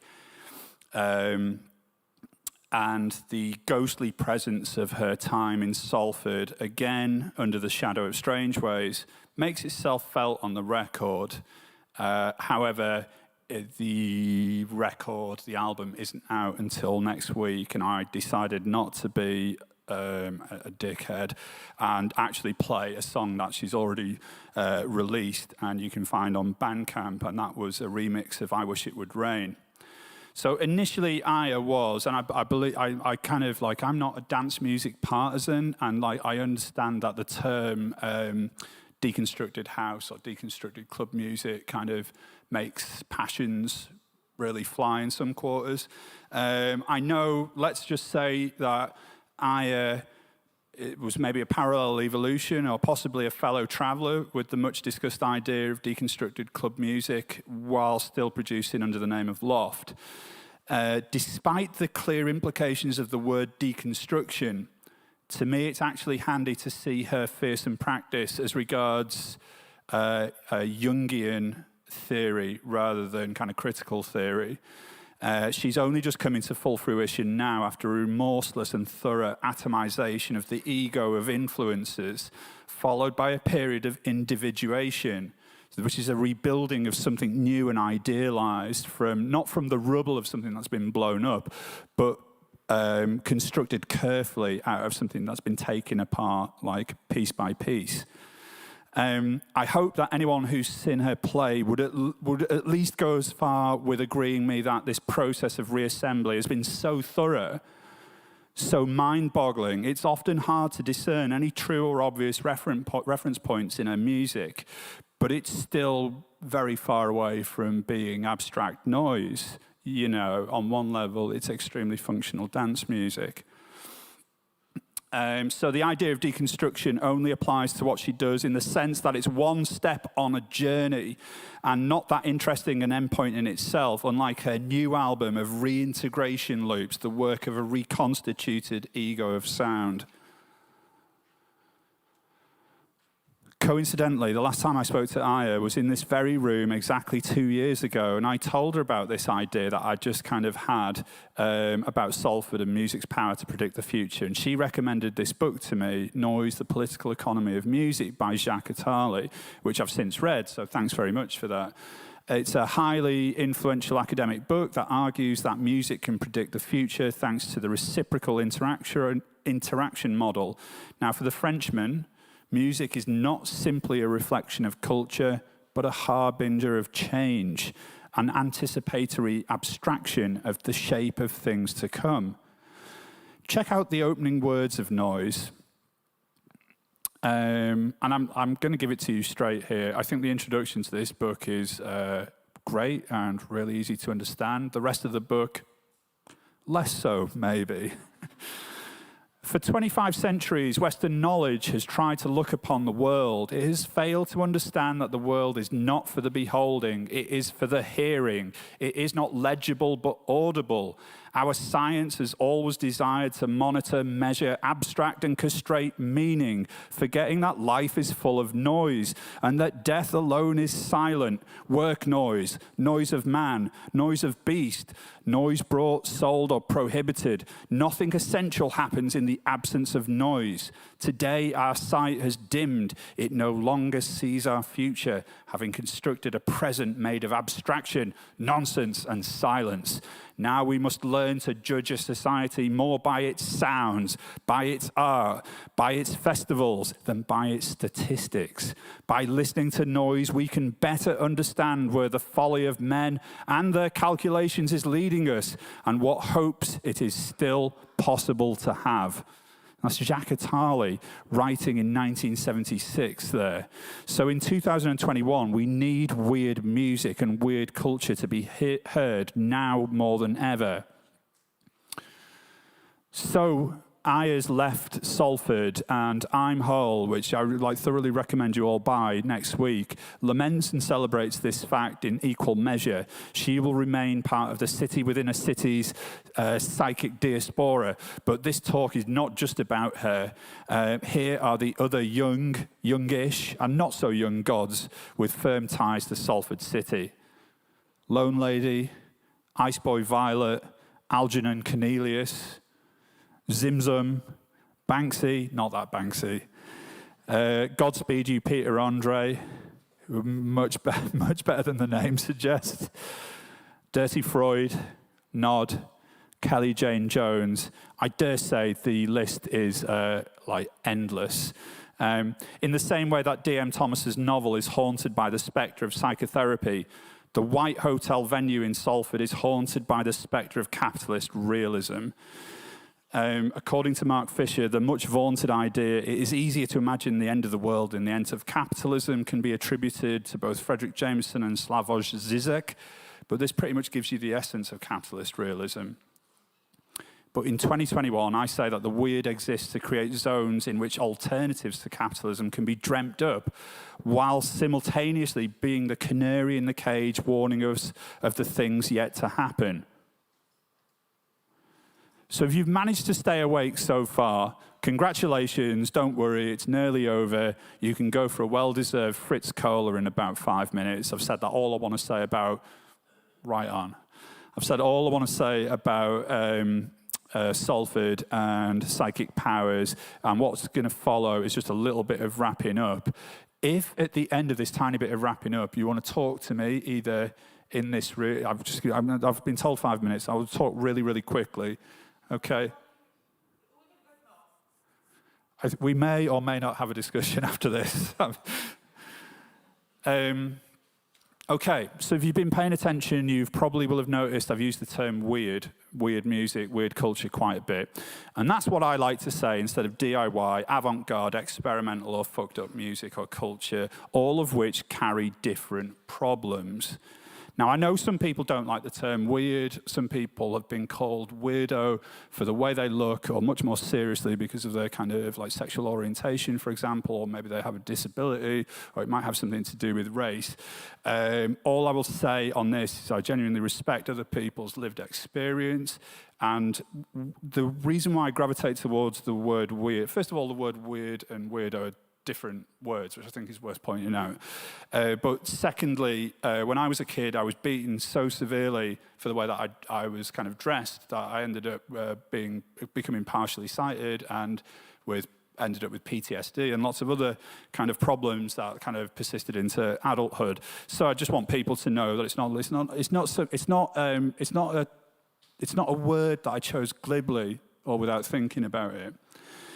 To help explain why I love the word so much, I wanted to look back. You know, I said earlier that the word weird, like when it first comes into the English language, it relates specifically to the fates, the goddesses who control psychic vision, allowing you to see into the future. The idea of weird, looking weird, or, oh, that person's a bit weird, that's totally new. Shakespeare called his witches the weird sisters, and weird was a synonym for witch in Scotland at the time. But it's a theatrical convention to make them look bizarre. You know, there's nothing to say that witches were supposed to be odd-looking or odd-behaving. This is a modern theatrical convention. The old resonance of weird remains. You know, we don't have to go back as far as the writing of H.P. Lovecraft and William Hope Hobson and M.R. James. There is a whole tranches of weird artists, weird writers, and weird musicians working today. Bringing things right up to date, what do we actually mean in 2021 when we call art or music weird? Mark Fisher, writing his final book, The Weird and the Eerie, said that both of these effects share a fascination for what lies beyond standard experience. The weird concerns itself with that which does not belong, and the most common way it's expressed is in art or music by yoking two things together that shouldn't be together. So weirdness finds a natural home in surreal film, photo montage, and music concrete. And it really thrives on unusual juxtaposition.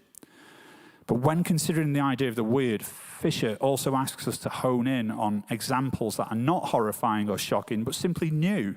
Modernist and experimental art and music often strike us as weird when we first encounter it. The conviction that this doesn't belong is often a sign that we're in the presence of something new. The weird here is a signal that the concepts and frameworks which we have previously employed are now obsolete. If the encounter with the strange here is not straightforwardly pleasurable, the pleasurable would always refer to previous forms of satisfaction. It is not simply unpleasant either. There is an enjoyment in seeing the familiar and the conventional becoming outmoded, an enjoyment which in its mixture of pleasure and pain has something in common with what Lacan calls jouissance. So weirdness in art, in short, is a sign of health and vibrancy. And I feel that when we experience weirdness in new culture, it means that once more, the culture is doing what it should be. Thanks very much.